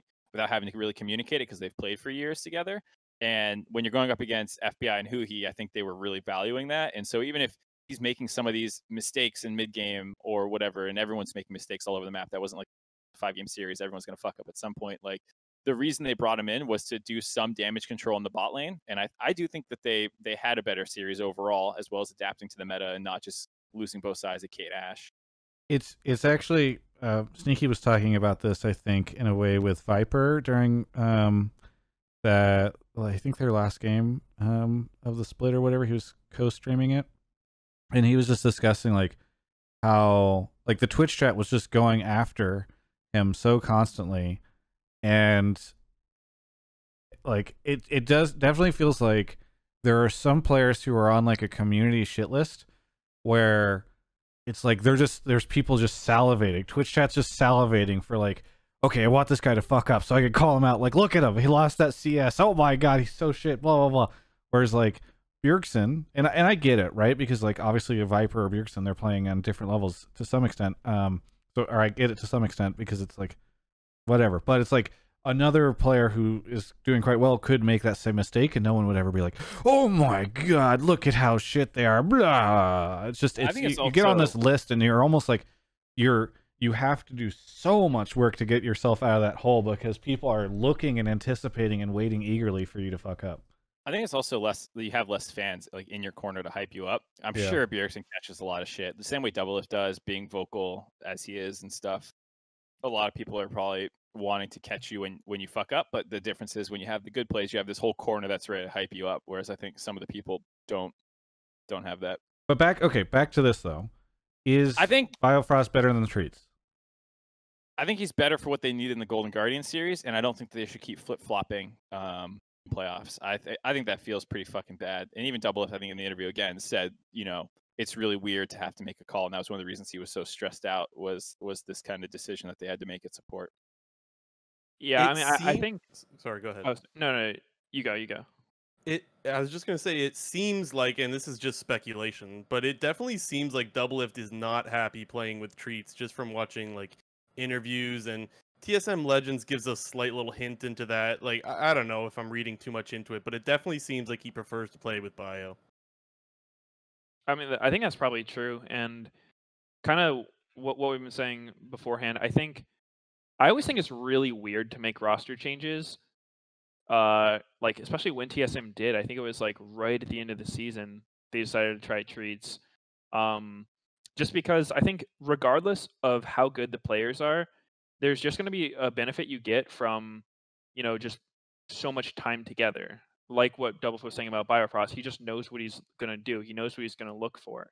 And when you have two players that have never played together, no matter how good they are, there's always going to be like little small things where it's like, we come to a fork in the road. And if one player is always going to go one way, and then you play with someone else, and now you have to be like, oh, like what's he going to do here? That kind of thing. It can just definitely hurt your synergy and hurt your cohesion. So I think generally roster changes like that don't typically work very well. And I think it's not super helpful. And it can definitely hurt team dynamic, because then it's like you start losing trust in one another. If it's like, if you're the player getting cycled out, it's like, okay, now I feel like I'm constantly having to prove myself that I am a good support. So maybe they're going to start overplaying situations they don't need to, that sort of thing. Like maybe they're never going to want to have to pick the slightly losing matchup for the team because, oh, I'm going to look like shit if I play Braum here. Like, give me fucking Zyra support and I'll just pad the stats, that sort of thing. So definitely don't think making that kind of roster change at the time they did was good for either player. And I don't know who's better. Like, it's really hard to tell, but definitely seems like the team is more used to Biofrost, so I think they should just play with him. It's clearly Bio by their tweet. Yeah, that's true. Yeah, they figured out who the better player is. Blue Jay, any shout-outs before we move on to the next caller? Yeah, I just want to say I hope that you don't hope that the viewership on the Portillo interview stops you from doing those things. I really liked that interview. I thought it was fucking dope. And one other quick thing is chat, I don't mind taking flame because I don't know, I'm not bothered by it for some reason, but I've noticed in past episodes there's new callers that get a lot of flame, so try to ease up on those guys a little bit, because it's hella nerve-wracking when you're new onto this kind of show. So that's it though. So the Portillo interview, I was hoping it would hit 15K, and eventually it did, so I think I'm not worried about doing that stuff in the future. And I really like telling stories, so I'm not super view motivated. It's more just I get disappointed whenever I do something that I think is really good, and I'm sad when people don't watch the thing that I think is really good. Yeah, it was hella, dude.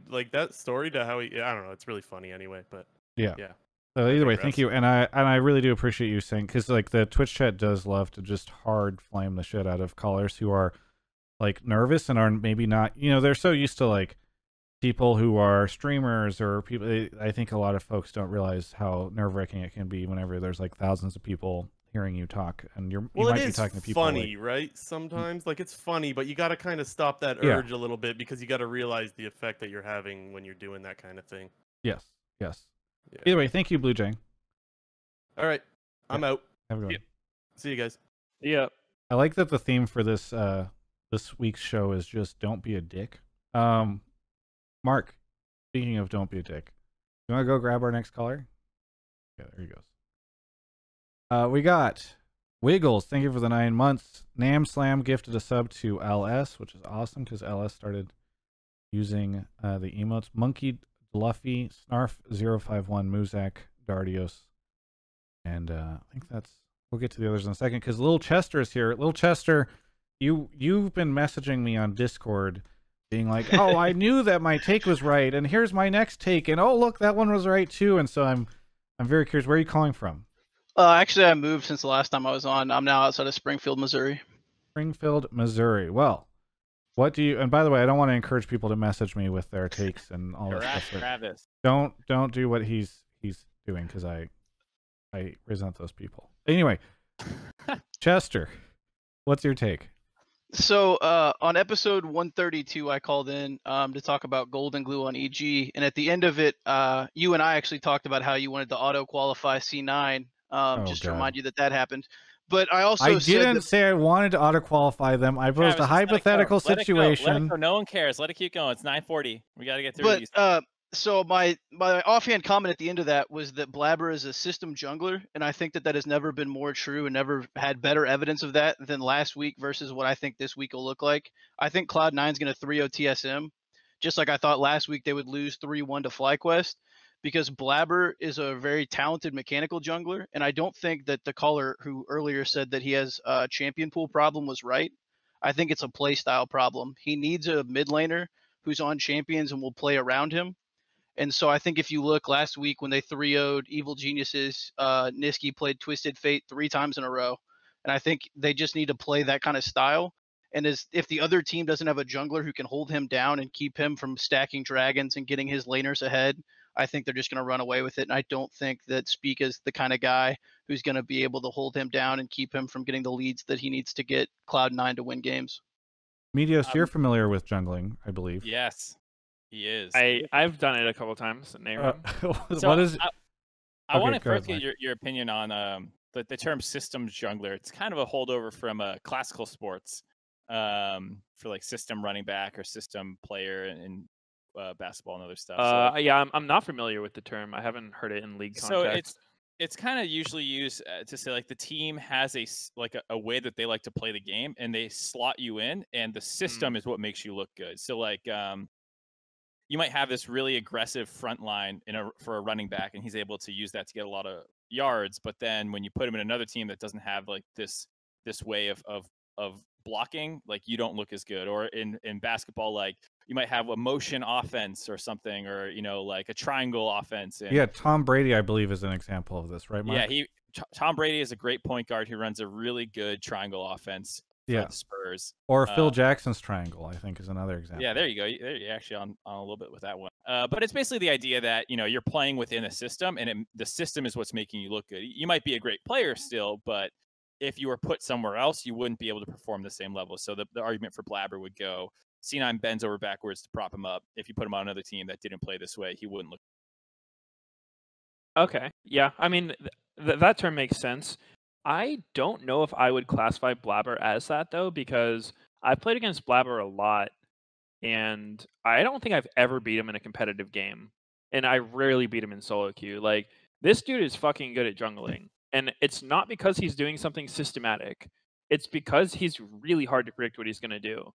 Like, generally, I've said this before, but generally when I'm jungling, I'll have an idea of what the other jungler is trying to do, like what his options are. And sometimes it's like, the jungler will be doing what's expected, or if they're doing what's not expected, it's either they're doing something better or worse. And with a lot of the times, it'll be like someone's just doing some troll shit and you just win off that. But with Blabber, it's kind of the opposite. It's like, it's really hard to predict what he's going to do, and he's almost never doing stupid things. So I do think C9 has struggled, and I think it was a little weird. Blabber hasn't been playing as much Graves as some other teams, but I think he's extremely creative as a jungler, and he's very smart, which I think is why he's so good at winning, right? Like, if you look at his solo queue stats or his competitive win rate, this dude's like 70-80% win rate all the time. And I don't think that's because of luck or because of people are setting him up. I think he's just genuinely very talented. Do you think there's a world where he performs better or looks better because there's this theory, right? Especially whenever it was Fenskaren into Blabber both getting MVPs, that like Nisqy is the one that's enabling these junglers to find the success that they're having, or at least amplifying their existing skills. So is there a world where, like, let's say you swap Nisqy for Bjergsen, to use the Mimi joke or example, do you think there's a chance that Blabber suddenly looks way worse because perhaps Bjergsen's not going to enable him the way that Nisqy does? Oh, certainly. I mean, I think that 100% players. I've always thought that a really good way of sort of telling how good a player is by looking at them on different teams. If you have that option, like if they've played on different teams, and just saying, how does the team look with them on it versus how does that team look with other players on it. And so I think Nisqy is definitely one of those players. He's probably going to make every single jungler he plays with look very good because of the way he plays. I don't think he calls for help at bad times. I think that he's super self-sufficient, and he finds a lot of plays on his own where, when I'm playing against C9, Nisqy's so annoying to play against because he'll just do stuff like he'll just leave his mid wave at neutral if he has push and just run at me while I'm doing the crab and start trying to kill me. I'm just like, man, fuck off. Like, let me get this crab. And I'm like, no other mid laner would do that. So I think that those are the kind of things that it's never going to show up on a stat screen. You're never going to have like some way of measuring it, but it's just kind of like good things to do. And I think Nisqy's a really good player at that. He seems to just understand what's going on really well with the game. He times all the flashes for his team as the mid laner.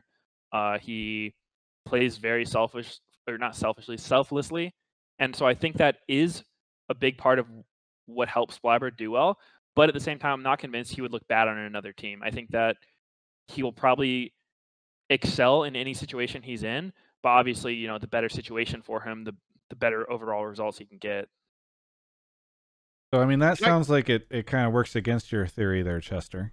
Well, I want to clarify a little bit what I meant by system jungler, because I think Mark's definition was fair, but I also think that what I'm trying to say is that he's a great player. I don't think he's not great. I mean, I have no question in my mind that he's one of the most talented junglers in North America, if not the best mechanically and otherwise, but it's a force multiplier. His team plays around him and they enable him to do these weird, like unusual things. They enable him to get ahead. They enable him to play aggressively.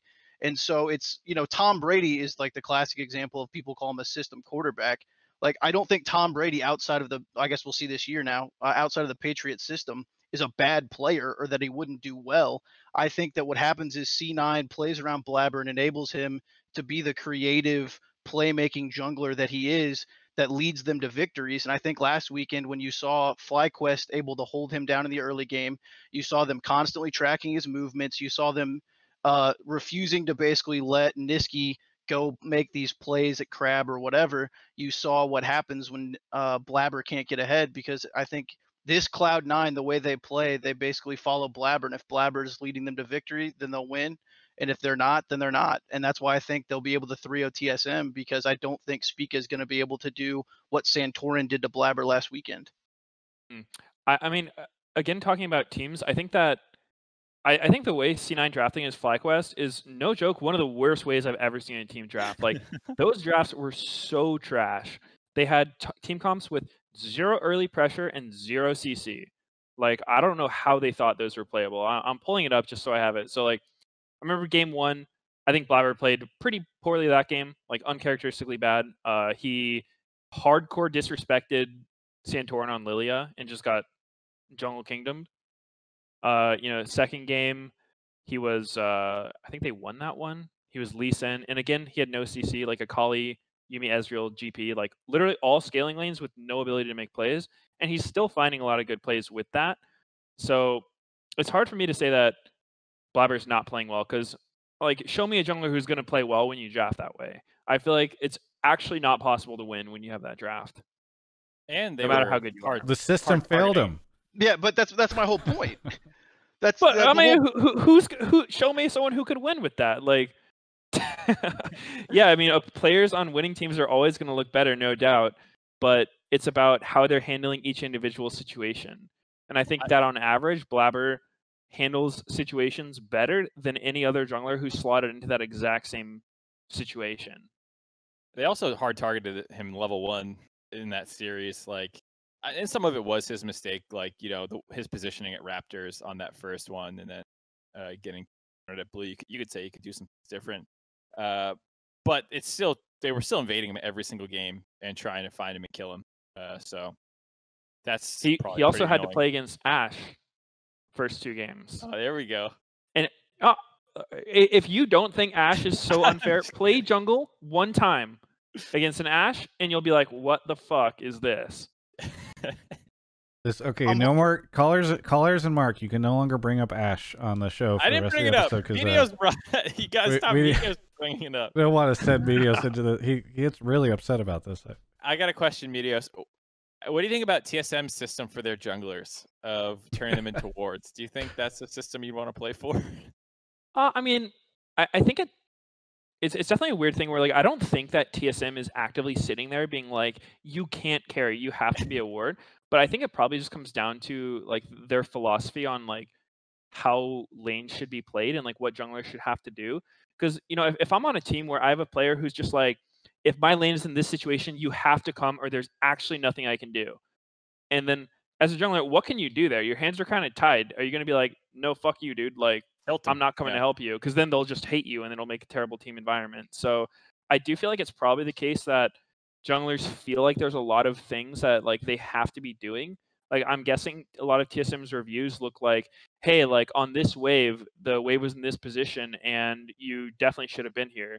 So then when, you know, you're being told in review and being told by your teammates and coaches that it's like, okay, you know, like I just have to keep being like more and more selfless. I should like be giving up more camps, not playing for my own advantage.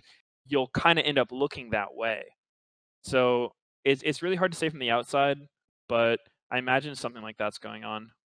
And it was mostly a meme. I think it was Spica too. Twish talking about this. Spica doesn't feel like Ward, you know, the way people have talked about TSM feeling that way before. I feel like he looks like he's being pretty impactful in their games.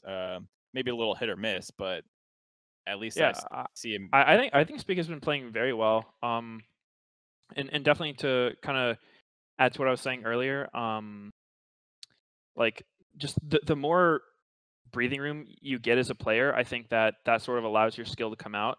So, you know, if you and it comes to like what your teammates are willing to deal with too. Like I think with Nisqy, he's willing to like play TF or play Galio and just totally sack his lane, and he's confident that he's like, okay, even if I'm in a disadvantaged lane state, I know I'm not going to lose the game for us. Like I'll still be able to play, I'll still find windows. But I can tell you firsthand, a lot of players will be like, as soon as they're in a disadvantaged situation, they go, fuck me, like nothing I can do. I'm in a bad spot. Coach gap, team gap, can't do anything, not my fault. And that's just like the worst mentality. But unfortunately, a lot of players have that, and so that can definitely like hurt a jungler. Well, Chester. Oh, sorry. Go ahead and finish your thought, and then I was going to say to Meteos' point about the FlyQuest series. Again, I'm not saying that Nisqy is bad or even necessarily, Blabber, excuse me, is bad or necessarily played bad, but I think you saw that he excels when he's playing from ahead.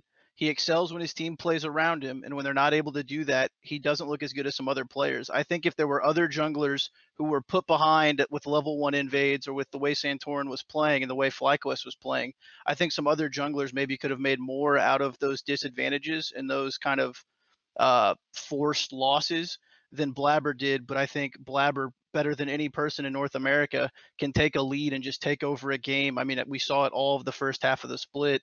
But then when the meta changed and when his team wasn't able to play around him, especially Nisqy, as much as the champions in mid started their change away from like the Galio and the TF, I think you started to see him struggle because he needs to be ahead to be successful or as successful.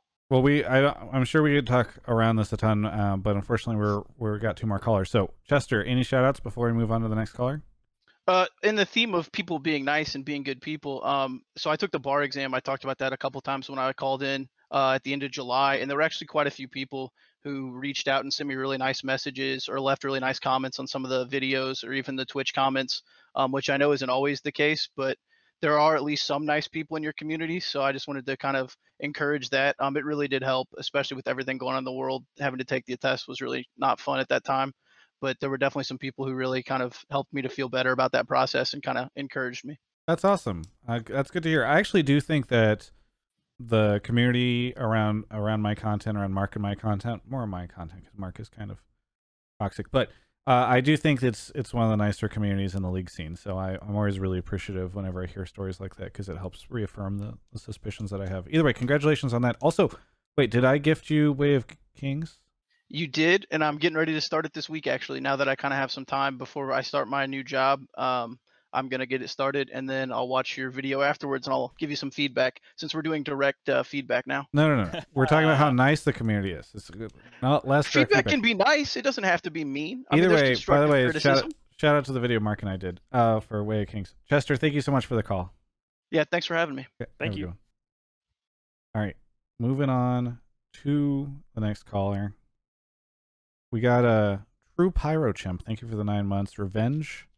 Sherman James, Quister Twister, and Mimo19 and Gray Son of Gotham. Great Clockworm is here. Also, I believe a sub, right?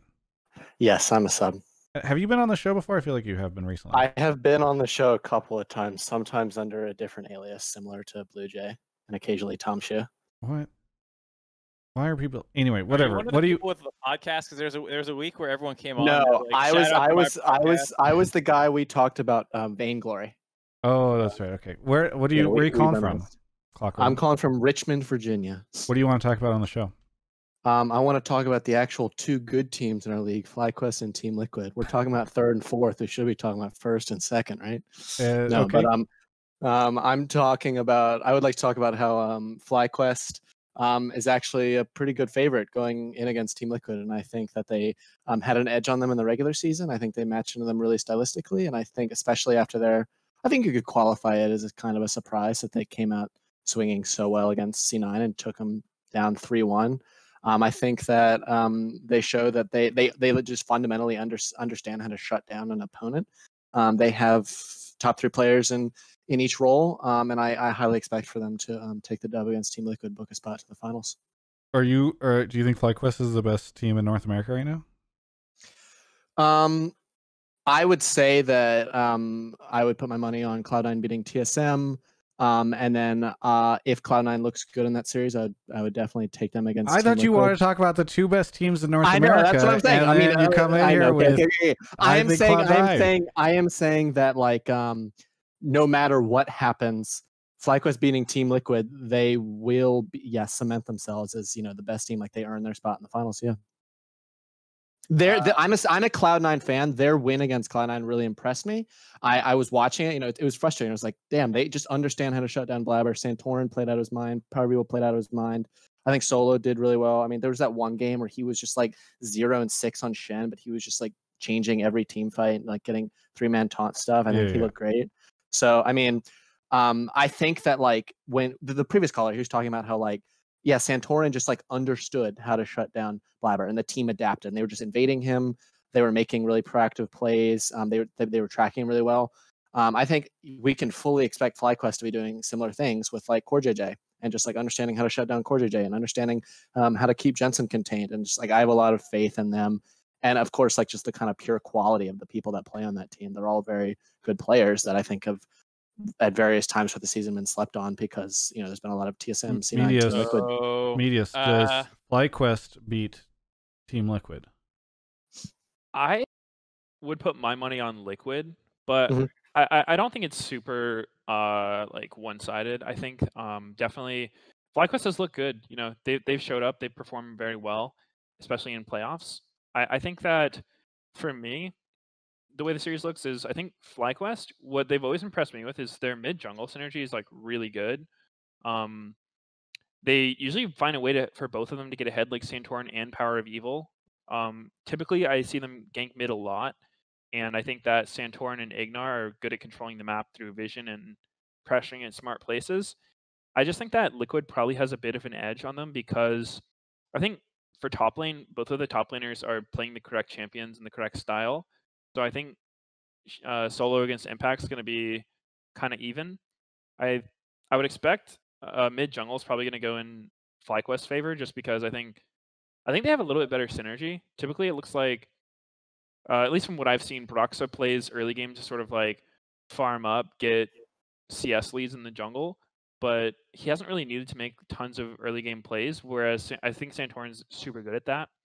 And so probably give the edge mid jungle to FlyQuest, but I think bot lane is probably going to be pretty advantageous for Team Liquid. I think that tactical CoreJJ is looking so strong right now, and while Turtle and Ignar are playing well, they're not by any means playing poorly. I just think that the difference in bot lane for Team Liquid is going to be enough to sort of like swing in their favor for me.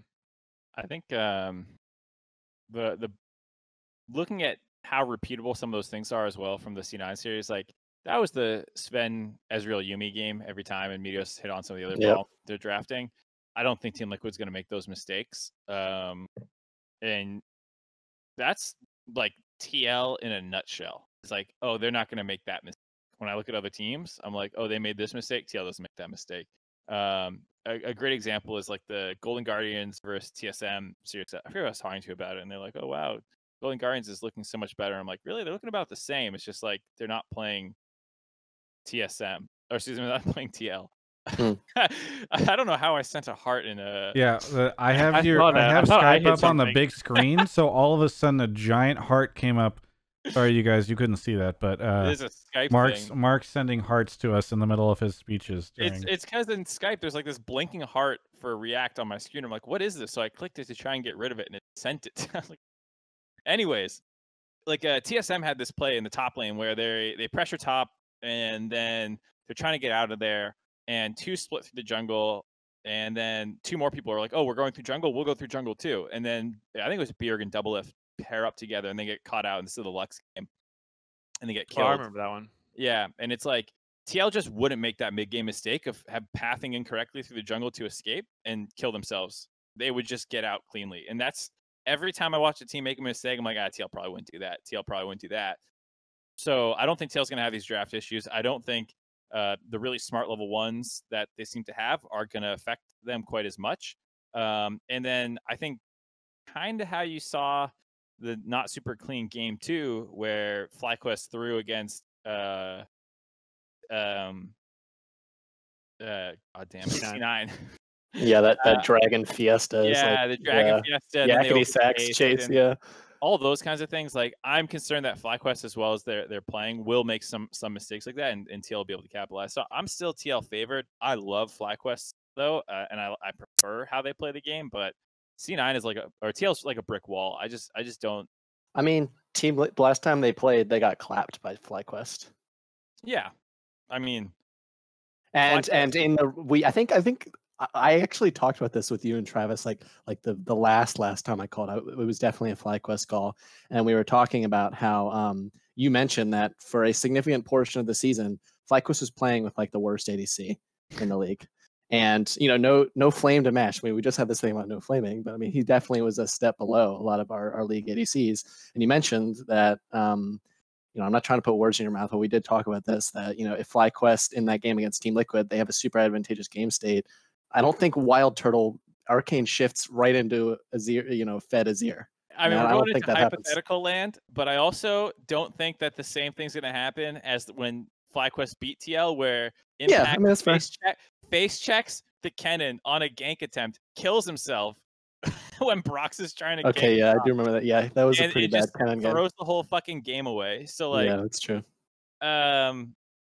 I think you're right when you say that, like, Team looks a brick wall. They're not gonna walk into the little tri bush on the side of the river and then just get cut off and make dumb mistakes like that. And obviously Cloud9 kind of shot themselves in the foot. Like, yeah, we are doing Ezreal Yuumi 4 games in a row, but I think that there's more to it than that. And I think the quality of the players are all very evenly matched, and I would agree with Meteos when he says that I would take Power of Evil and Santorin against Jensen Broxa, because I think Jensen and Broxa still have some synergy issues, which Santorin and Power of Evil very clearly don't. And I just think that FlyQuest are definitely coming in this with a lot of momentum. Team Liquid, of course, also won their series, but I just think FlyQuest are favored, and they have a better grasp of how to just shut down an opponent and just take control, especially over a series. Well, we have to move on. So I got two last things. One, there's a hype train going in Twitch chat. Thank you to everybody subbing. Secondly, do you guys think FlyQuest will get exposed when they run out of things that kind of rhyme with fly? Because they did Tree Quest and they did Sea Quest. So what are they going to do next year? How does fly either of those rhyme with fly? Yeah, so they kind of rhyme. Like, for instance, if you wanted to do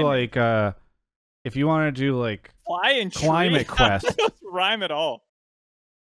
Climate Quest, you get. I saw a guy. I think it was on Reddit, and they were talking about how Travis, I swear I'm not trolling you here. They says that FlyQuest should do Cat Quest next and give to big cat preserves and have tigers and lions and stuff. In this notepad thing, I wrote, well, FlyQuest get exposed when they run out of things that kind of rhyme with fly. All right, I said kinda.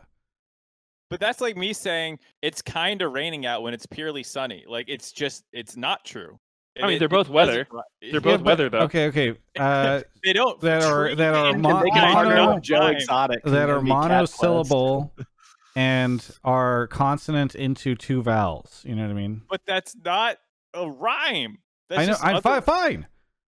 Whatever is the actual thing that tree and sea are. There's enough biomes for them to try and fucking preserve. They'll be okay. They got icebergs and shit. Iceberg Quest. Bee Quest, save the bees. Yeah, I think Bee Quest is the obvious one. Yeah, I just think I worry for them long term. Yeah. And I think I worry more for them on that term than them losing to Team Liquid. Great Clockworm. 80 shout-outs. Yeah, I got two quick ones. Hide your fluorocarbon quest or whatever that shit's called. I'll keep going. Sorry, just ignore me. No, you're good. I have two quick shout-outs. One, I think CLG going 4-2 and like saying, "Hey, you guys should respect us more. We're definitely the top tier," and then immediately going 1-11 is probably the funniest shit that's happened in the LCS in like forever. And Alfari, if you're listening, please jump off of Origin. You're like the best player in the West, and they drag you down to 10th. So mad respect to Alfari. But thanks for having me again. He listens every week, so I'm sure he'll appreciate it. Yeah. Thanks, Clockworm. Alfari, I'm praying for you. Thank you guys. We're very popular in Europe. Yeah. Oh yeah. Thank you guys. Yeah. We got 45 seconds left on this hype train. We might fail at level 2. Mark's grabbing the last caller. But quick shout out to the people who are driving that hype train right now. Poro on Mars, Kryptonics, LOL, Lil Chester, the Heartshot King, or the Hearshot King, Kid, CDK Rogue, Robzilla, and Kez349. 22 seconds. We're so, oh, thank God. Hoy Dayham, WTF Osaurus, Yauna with the 100 bits. What's Yauna? Either way, LS is spamming the scam train emote right now, which is he's trying to earn back my position, his position as #1 co-streamer in my heart from Sneaky and Meteos. So you can tell whenever he helps me sell out, that's what's going on there.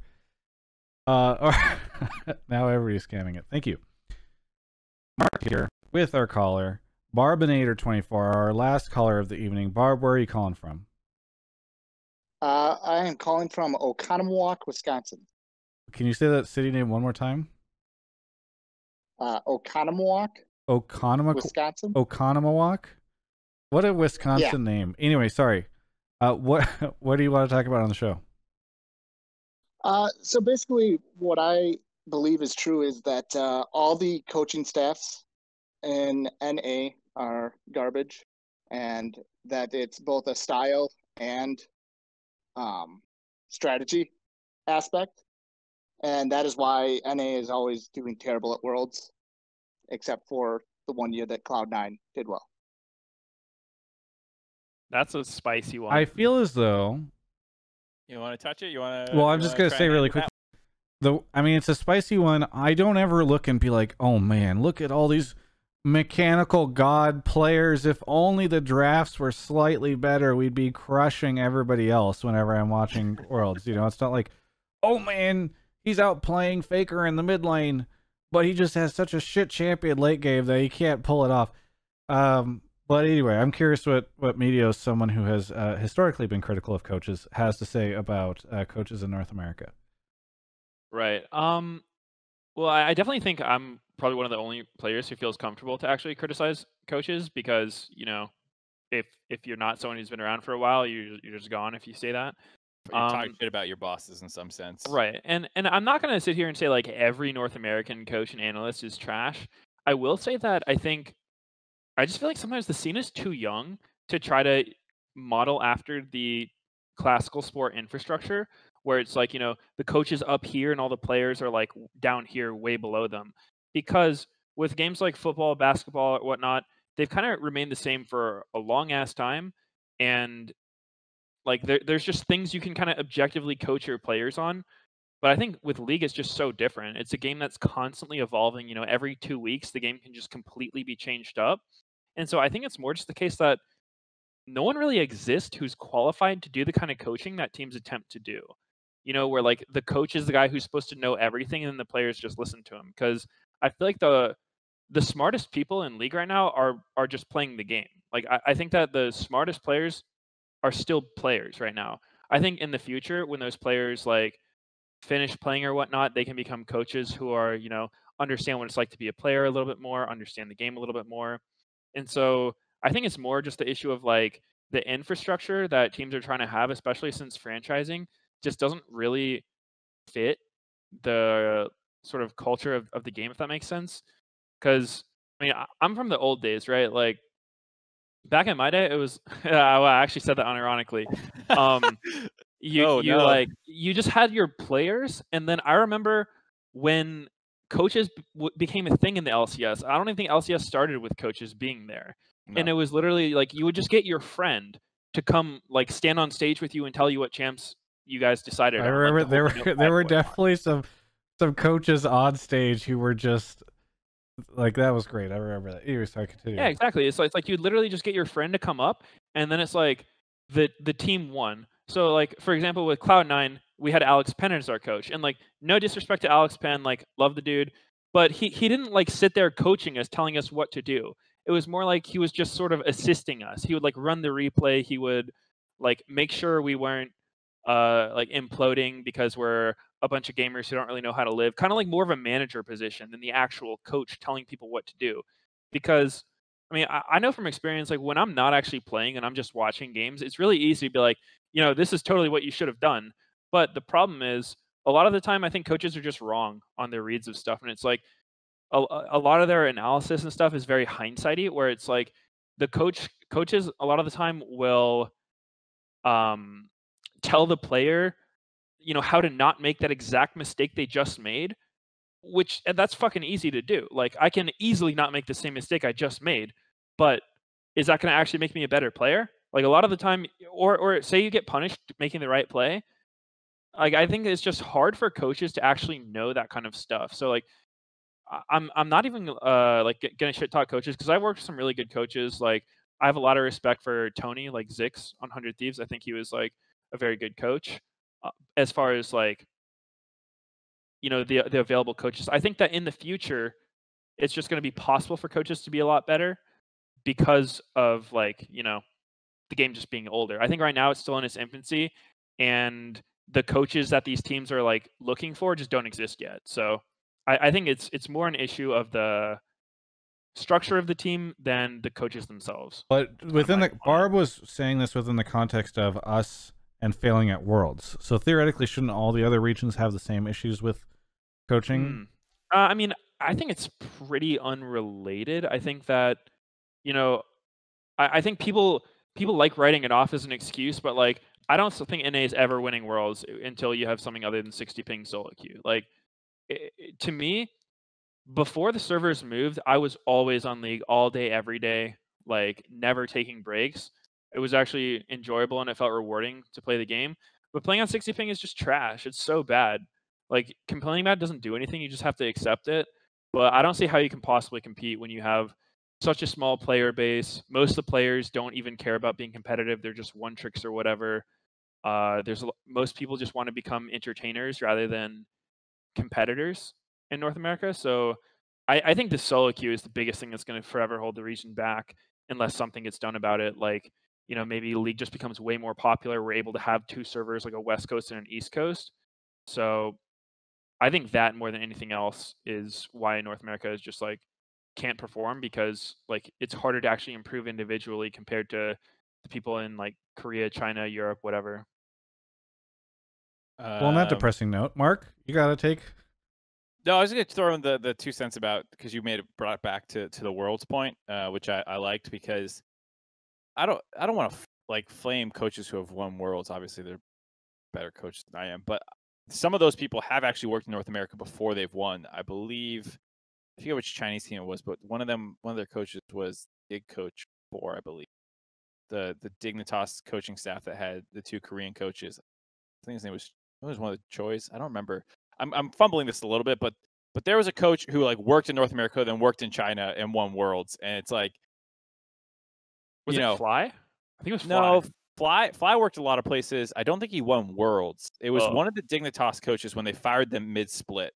Coach Kim. And then Dignitas had Core JJ too. Wow, Dig just generating world champion. Sorry, continue.